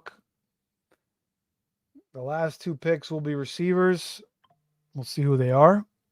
All right, back to the builds. We get Malik Wilson for $1 there. Team 3, Caleb and Dart. Nice quarterbacks. He gets Brooks and Love and Judkins and Scat as his backfield. 4 solid running backs. And then he gets the combo of JSN, Parker, and Jacoby. His third receiver is not the best. Jacoby Lane, Shakir, Debo, Douglas. So not great there. Brooks has some questions. Love has some questions, but still a solid backfield. So I think he's good there. He does get Loveland though for 21. So that's like another receiver in itself. So even though his third receiver is not really strong, he gets Loveland to put in there. He doesn't really have a combination that you can't, build and redraft. JSN for 50. He doesn't really have any other first round picks or, it doesn't really have a 2 first round pick combo there. We'll talk about my team at the end. Team 5, Lamar and Knicks. He gets Neighbors, London, and Bowers as his big trio there. So, yeah, that's kind of a combo you cannot get in redraft. You're not really going to get a Neighbors, London, Bowers as they're all pretty much second round picks there. So he's got, 3 second round picks in Neighbors, Bowers, and London that you're never going to get in a redraft. I mean, technically you could get 2 of those guys if you picked one of them in the first round and took another one in the second round. But so either way, I like it. And then he gets Swift Ramondre. He gets the New England backfield with Lamar. He gets Wandale, very nice. Coker, very nice. Diggs, solid pick. Tyson for $3. You can wait on him. Fields is a nice pick. Jonah Coleman and Harvey has a little bit of a, he's betting on the Dobbins injury there. A little bit of a Broncos stack. Team 6, Herbert and Mayfield. He gets Gibbs, Pickens, McConkey, Wilson. So, Gibbs, Pickens, McConkey, Wilson. That's pretty unique too. That's something you're not really going to get in a redraft. I mean, I guess you could, but it's not going to be very common. And then you throw in Fannin, which is nice. Obviously, love Harry Fannin. Just making sure my bid's not coming. All right, my bid's coming back up.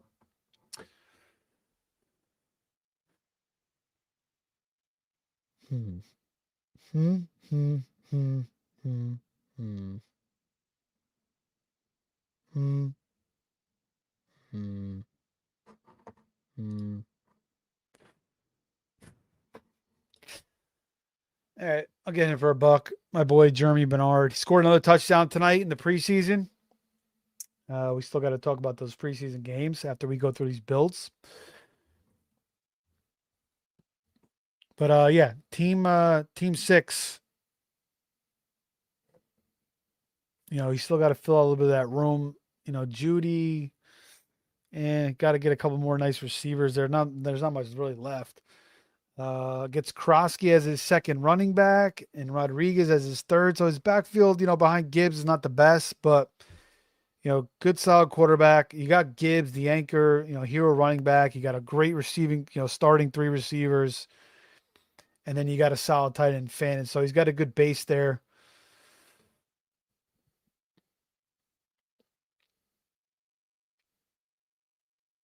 Team 1, again, 4.5 studs. Team 2, 1, 2, 3, 4,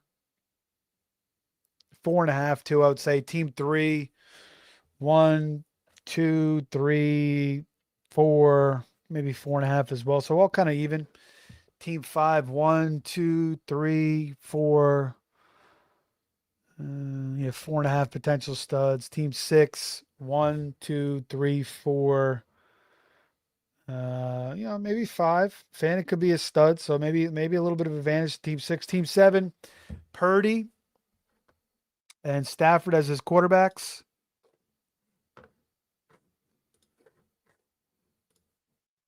I'm coming back up on my bid again. Team 7, Purdy and Stafford as quarterbacks, very solid. Taylor and Kyron, Olave, Higgins, Michael Wilson, Fergie, and Schultz as his tight end. So he gets the 2 boring guys, but guys that are just going to give you a decent production. And kind of, there goes Travis Hunter. I probably would have called him out. Ted Hurst also was in my queue. Who am I calling out here, boys? The receivers are being swallowed up. All right, we're calling Jalen Naylor out there for a buck. He's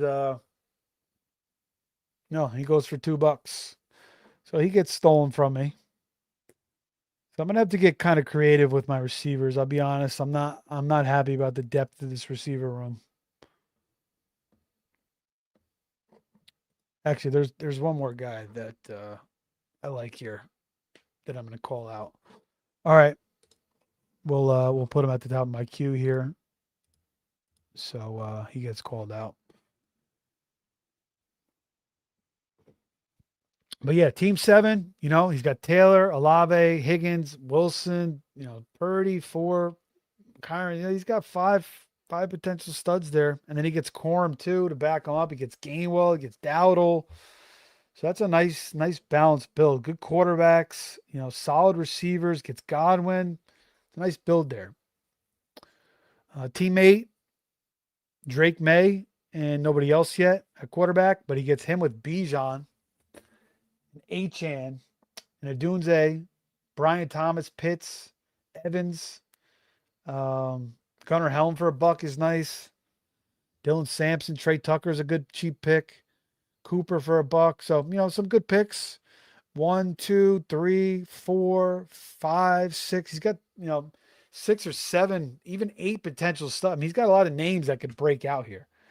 Brian Thomas could break out again. I mean, we don't want to, nobody expects it to happen, but it's in the realm of possibilities. Evans could have a big time year. Nobody expects it at 33, but Pitts could have another huge year. Dunze could be the number 1. McMillan could have a better year. Bijan and Achane, 2 stud running backs. Drake May could be the QB1. So he's probably got, the most upside, I would see. Again, on the surface, based off what we've been seeing, what we expect, it doesn't look like that, but the team has the potential to blow out in a good way.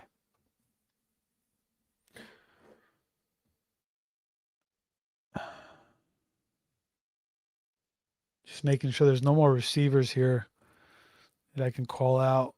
Yeah, I got the one I identified. He may get thrown out before it comes back up to me though. So I got to have a backup plan here. There's a running back there that I like, but again, I got to get another receiver here.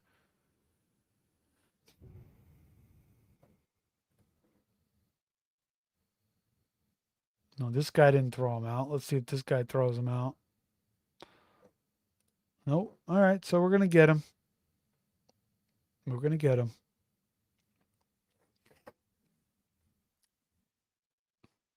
This draft is winding up. Everybody's got a buck left. Let's throw. Well, somebody could outbid me here. Actually, no. Actually, one guy's got $3 left, but he's not going to bid. So yeah, we'll get Devon Vele. No Tyson maybe for a month or two. Vele, a guy they traded a 4th round pick for from Denver, had a strong finish to the season last year. Last year, week 13, 8 for 93 and a touchdown. Week 14, 3 for 40. Week 15, 5 for 69. I guess he got hurt the last couple games, but he's an older guy. He's 28. It's only his 3rd year. He's he's not an experienced player, but he's an older player. But he's 6'4", 210. Tyler Shuck, kill him more offense. If he's going to be the number 2 there, there is some talk about Bryce Lance, Juwan Johnson, obviously, but they don't really throw it to their backs a lot. So, Vele might be a nice little play early in the season if Tyson's going to remain out. So I don't mind it. All right, we got our kicker left, so we'll just cue that up, and we'll continue to talk about the board as these teams fill out.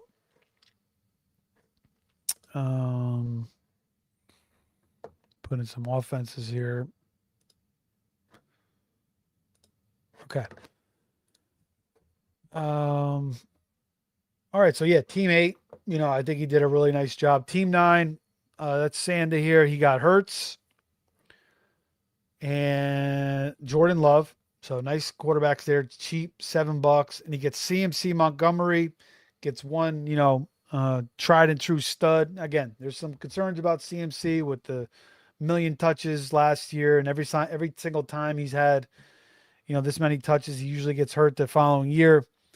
But CMC is a guy just like Henry, where he trains above and beyond anybody else. He's got the substation working against him, tightness. But he says, I think that's kind of the plan, to kind of really reserve him a little bit more this year, and kind of save him.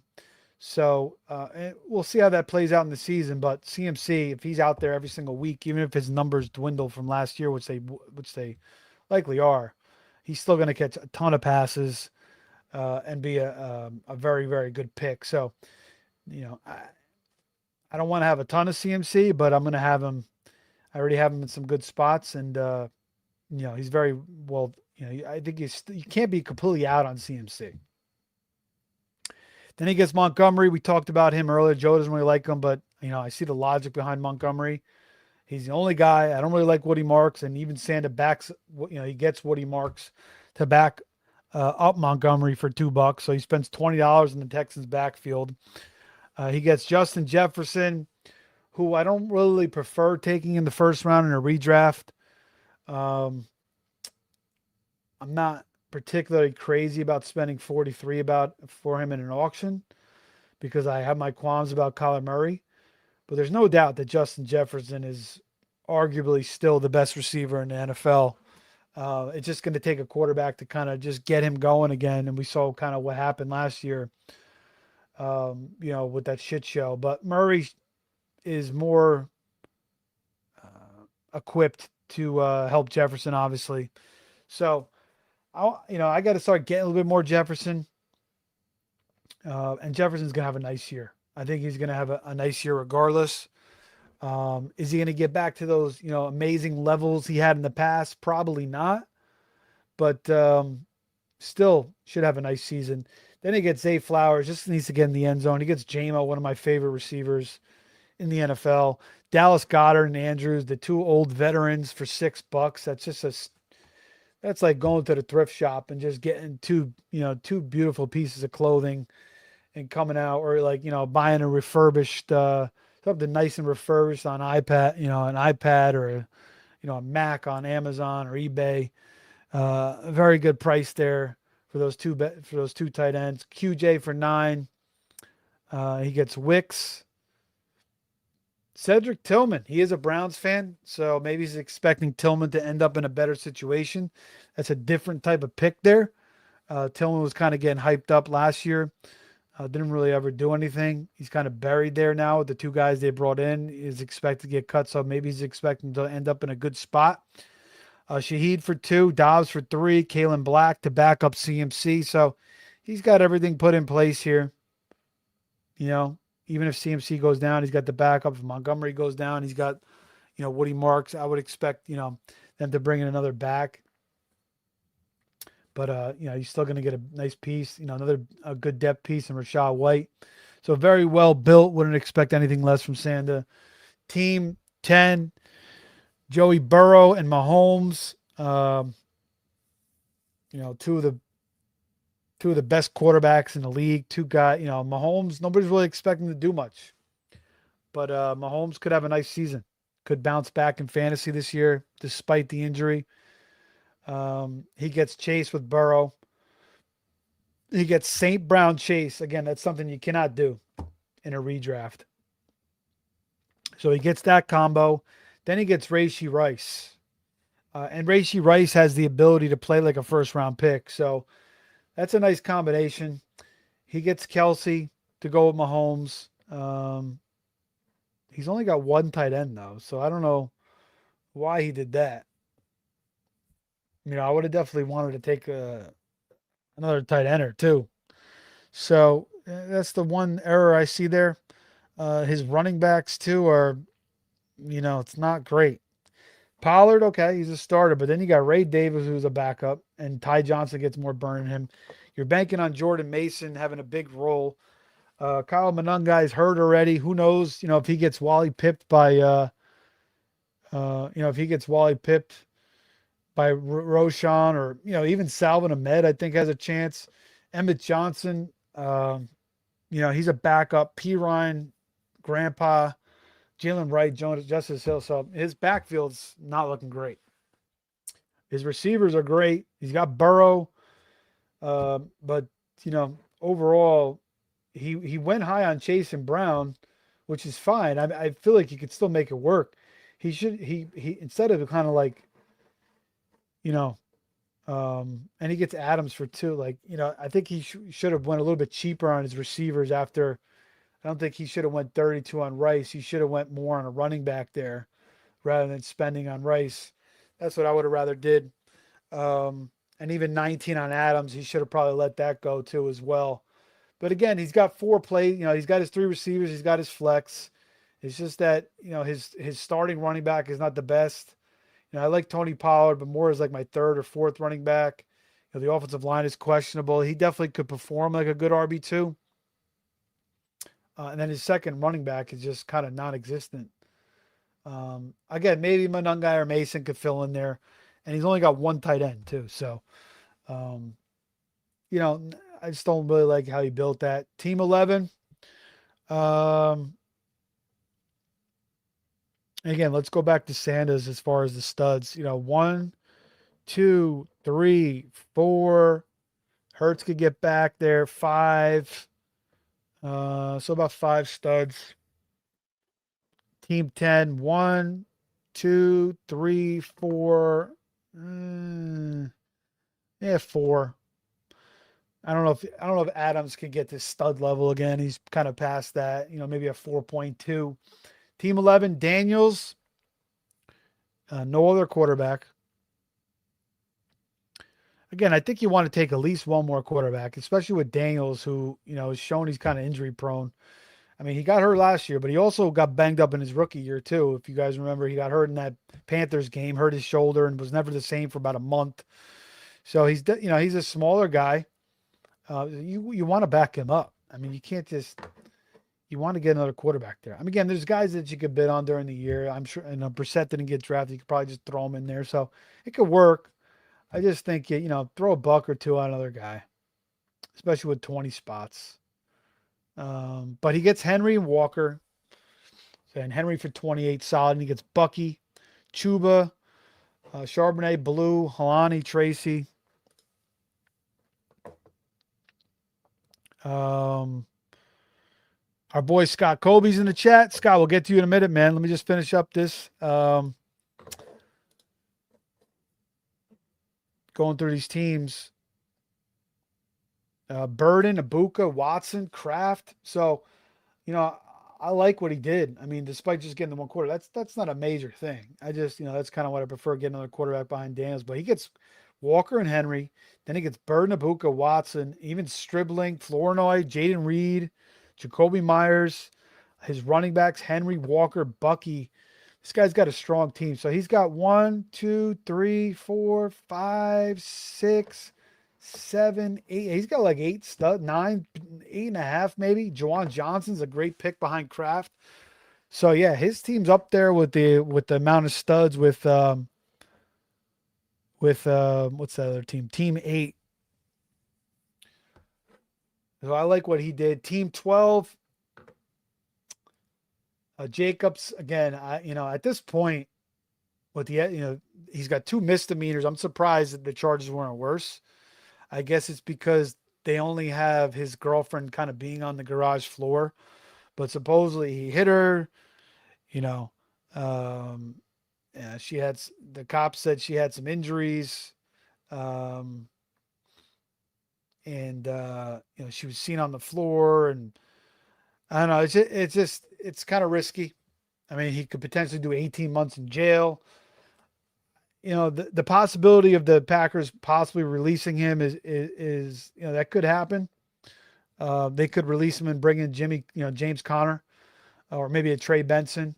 So it could be a 6-8 game suspension for Jacobs. I think it's just real risky, right? At this point, I don't even care. I mean, it's more of a character thing too, and I don't want to judge anybody.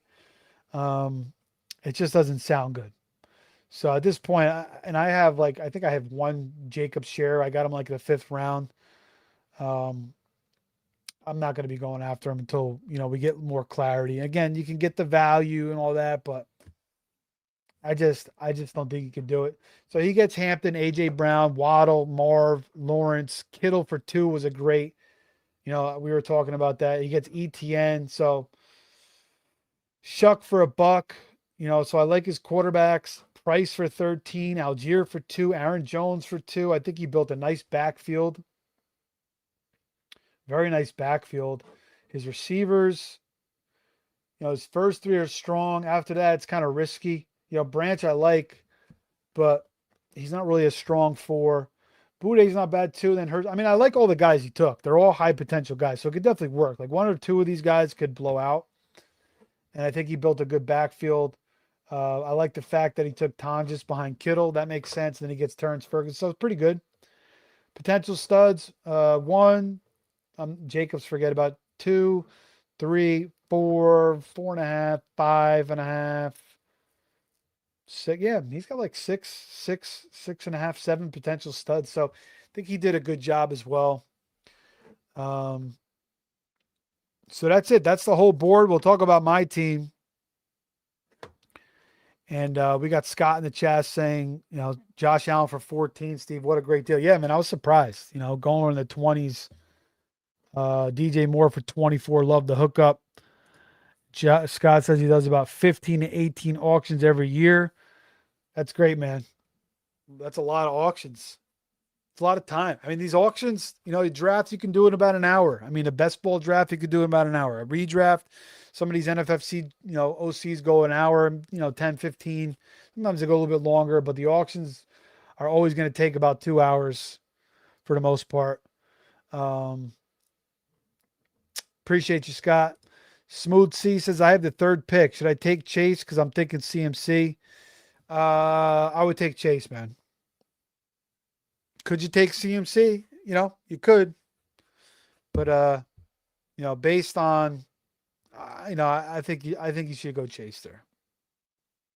Just a little less risk for you. Again, Chase has the injury, but it sounds like he's going to be fine. They're probably just going to be, hold him out for a couple more days. He'll be out there. I mean, pay attention to the reports, but that's the pick there, buddy, is Chase. That's what I would recommend. If you wanted to take CMC, I'm not going to hate on it. But you could take Puka too. You could go Puka. You could go JSN. You could go Amon-Ra. I mean, you could go a lot of different ways, man.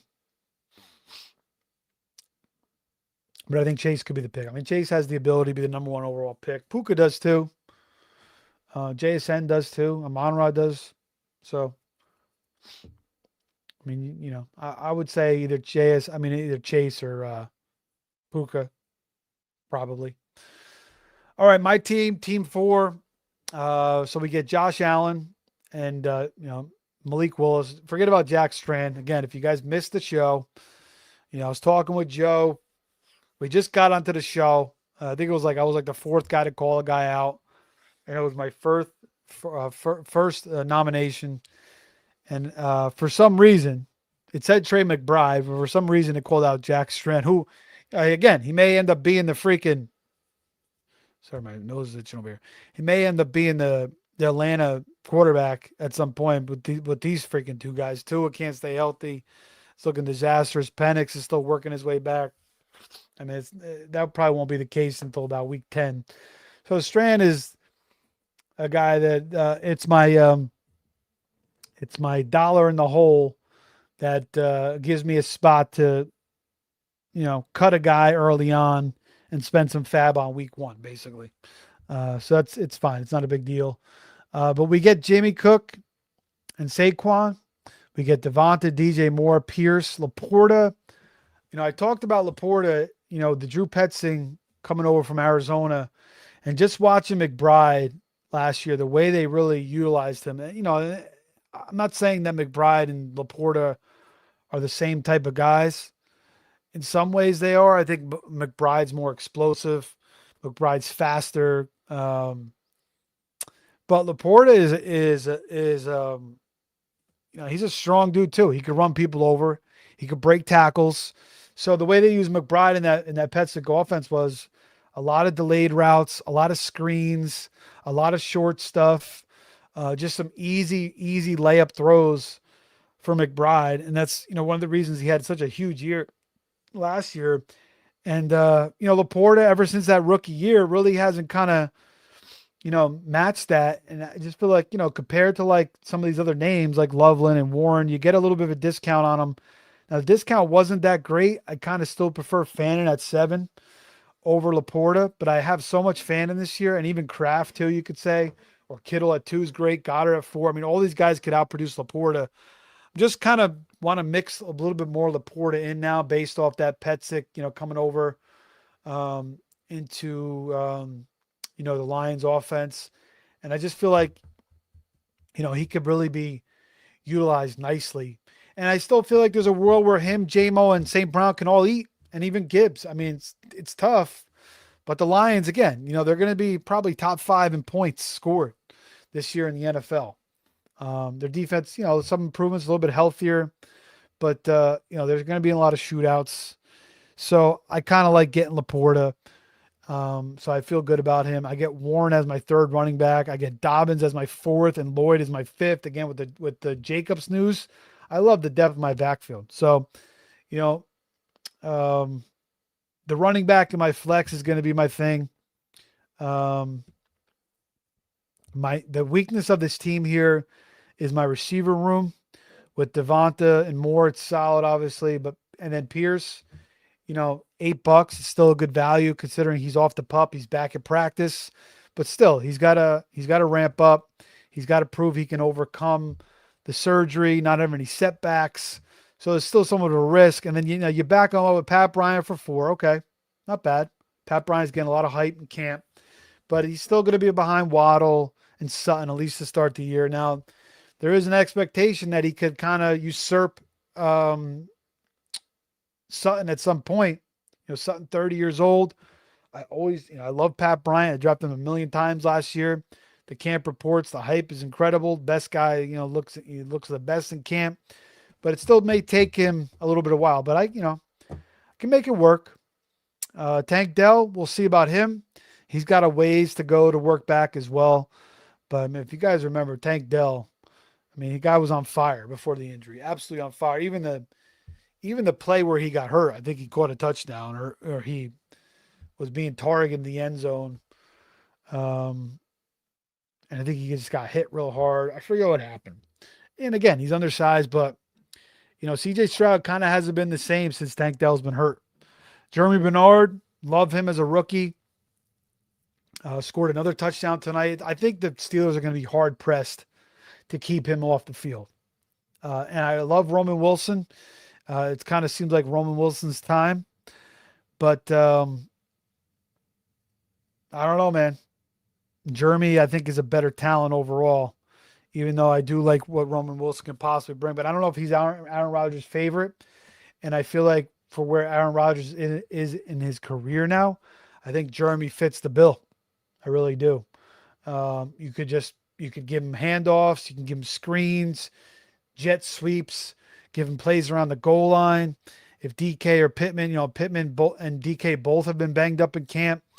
We saw Jeremy have another touchdown tonight. He broke a tackle in the game tonight, I believe, and scored a touchdown. He broke a tackle in the first preseason game.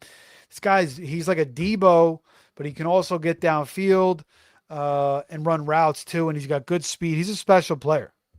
He's different. I feel like when I watch him, I see a different type of guy, and that's what you want to do in these drafts. You want to draft different dudes. You want to draft guys that are different. Guys that could have the upside and can perform at a different level. And then Vele is just, a buck. And with Jordan Tyson now, he should be the number 2 guy there in that Saints offense. So I feel like it's a good value. So even though my receiver room isn't the best, I feel like I clicked on some good names here. Brenton Strange, I didn't want to call him out. I actually wanted to call out Jacoby Lane for 2. And I clicked on it late, and they gave me Strange for 2. But hey, builds my tight end room. I get Kincaid to go with Allen as well. So, I got the triple stack there, or the quadruple stack there with the Bills with Moore, Allen, Cook, and Kincaid. And again, that's kind of tough to do in a redraft. You can do it, but you kind of got to force the pick. I did it in one league, and I had to take Allen in the third, which I don't really like doing because there's so many good picks. And then I took Moore in the fourth. I took Cook, in the first round, I think in the 8th spot. Again, you could say he's a little bit forced up. You'd like maybe get him some other picks there sometimes. But then I take Allen in the third. I had to take Moore in the fourth. And then I took Kincaid. Actually, I have Shakir in that team too. So you could do it in a redraft. It's just that you kind of got to force the build. Whereas in an auction, you're forcing it too, but it's a little bit easier where you're not passing on some good picks as well. I'm passing on some other high price guys too, but I just feel like it's a little bit more conducive to an auction to build it that way. But as far as the studs, talking about, I think the top one we said was like 8. We got 1, 2, 3, 4, 5, 6, 7. Maybe seven here. seven potential studs. I think Pierce could still be a stud. Moore could be a stud. Devonta, Barkley, Cook, Allen, Laporta, I think could be a stud. So yeah, about seven there. But I like the team. I feel like it's balanced, but it has some superstar aspects to it. And again, every player that I take, I usually believe in. You for the most part. Once in a while, I'm kind of mixing some guys in to build some a little bit of a differentiation. But most of the time, I'm picking guys that I truly believe in. Okay, back to the chat. Oh, we got Tron Force. Wow, Tron Force, man. Miss you, man. From the face-off days. Glad to see you back, man. Hope all is well. He says auction today. 12-team PPR. Lamar, Barkley, K9, Garrett Wilson, Tetaroa, Jawan Johnson, Josh Jacobs. Did you get Jacobs before or after the news? Marv, Tate, Mahomes, Kamara, Cyrus Allen, Emmett Johnson.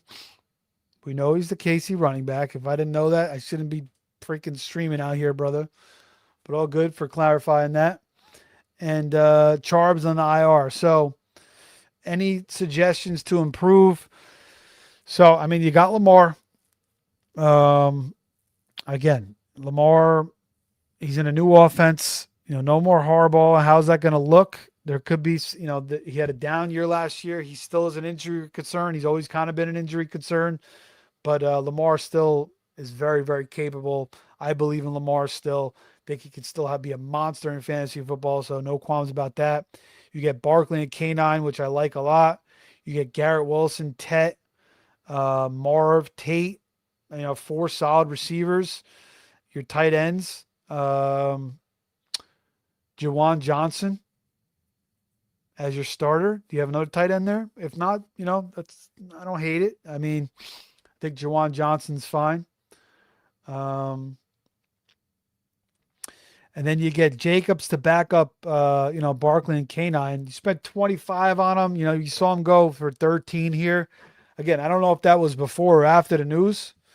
I don't know how good I feel about Jacobs right now, to be honest, man. I mean, it still could work out, but it could burn you. But either way, you could overcome it. So maybe that's the one thing I think, hurts this team a little bit. Maybe you could try to move off Jacobs to somebody else. But again, it's going to be hard. His value is kind of low right now as we wait to see what the possible suspension is or, if further evidence comes out against him. But you get Marv to go with Garrett Wilson and Tet and then Tate. Then you get Mahomes to back up Lamar. You get Kamara as another depth piece at running back. Cyrus Allen's another good piece. Charbs is another depth piece. Emmett. So, yeah, I don't know. I don't really know. I would say maybe try to get another tight end possibly. I don't know if you drafted any other tight ends or if you're just rolling with Jawan Johnson. I guess I do like Jawan Johnson, especially with Tyson out. He might be a little inconsistent. So maybe if you wanted to move maybe Jacobs and, maybe the hype of Cyrus Allen or maybe move Cornell Tate and take a lesser receiver for an improvement at tight end. I think you could do that too. I think Tate, it's going to take him a little while to kind of get going, especially since Cam Ward's kind of still learning the NFL. You got Wandale there as well, who's familiar with Dable's system. Ridley, the old wily veteran, still in there. So, if you wanted to move off Tate or even Marv and kind of maybe, get a little bit more of a sure thing at tight end. But I think I'd stick with Marv and try to maybe move Tate and Jacobs maybe for a tight end. That's really, maybe a tight end and another running back possibly. Because, once you get rid of Barkley and K9, you're relying on Kamara. So you'd have to get another running back as well. I mean, you got Charbs in the wing as well eventually, but you might have, he may not come back at any point this year. So I think you could sit put and be fine too. But if you want to maybe improve your tight end room a little bit, or get a little bit more of a solid backup running back for K9 and Barkley. That's something you could look into as well. Appreciate you, Tron Force. Hope to see you again back on the show, man. I do remember you from the face-off days. So good to see you again, man. Hope all is well. That's going to be it, guys. That is the auction for tonight. We'll see if we get one more of these in before the season starts. In the meantime, make sure you guys are liking, subscribing, and sharing. We appreciate everybody. And that's it. We'll be back for another live draft soon.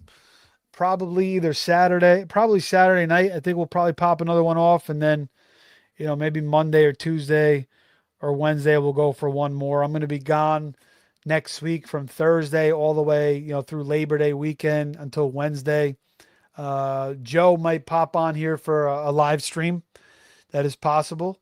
So, stay tuned for that. Josh and Dan are going to have an incredible show Monday night. They're bringing on the guys from the Legacy Draft in Las Vegas, 100K entry. They're going to break down their draft, the experience, everything that happens there. So make sure you check that out. So appreciate everybody. Keep grinding. Have a great weekend and, stay grounded, get to church, see family, touch the grass, get to the beach, get to the lake, get outside.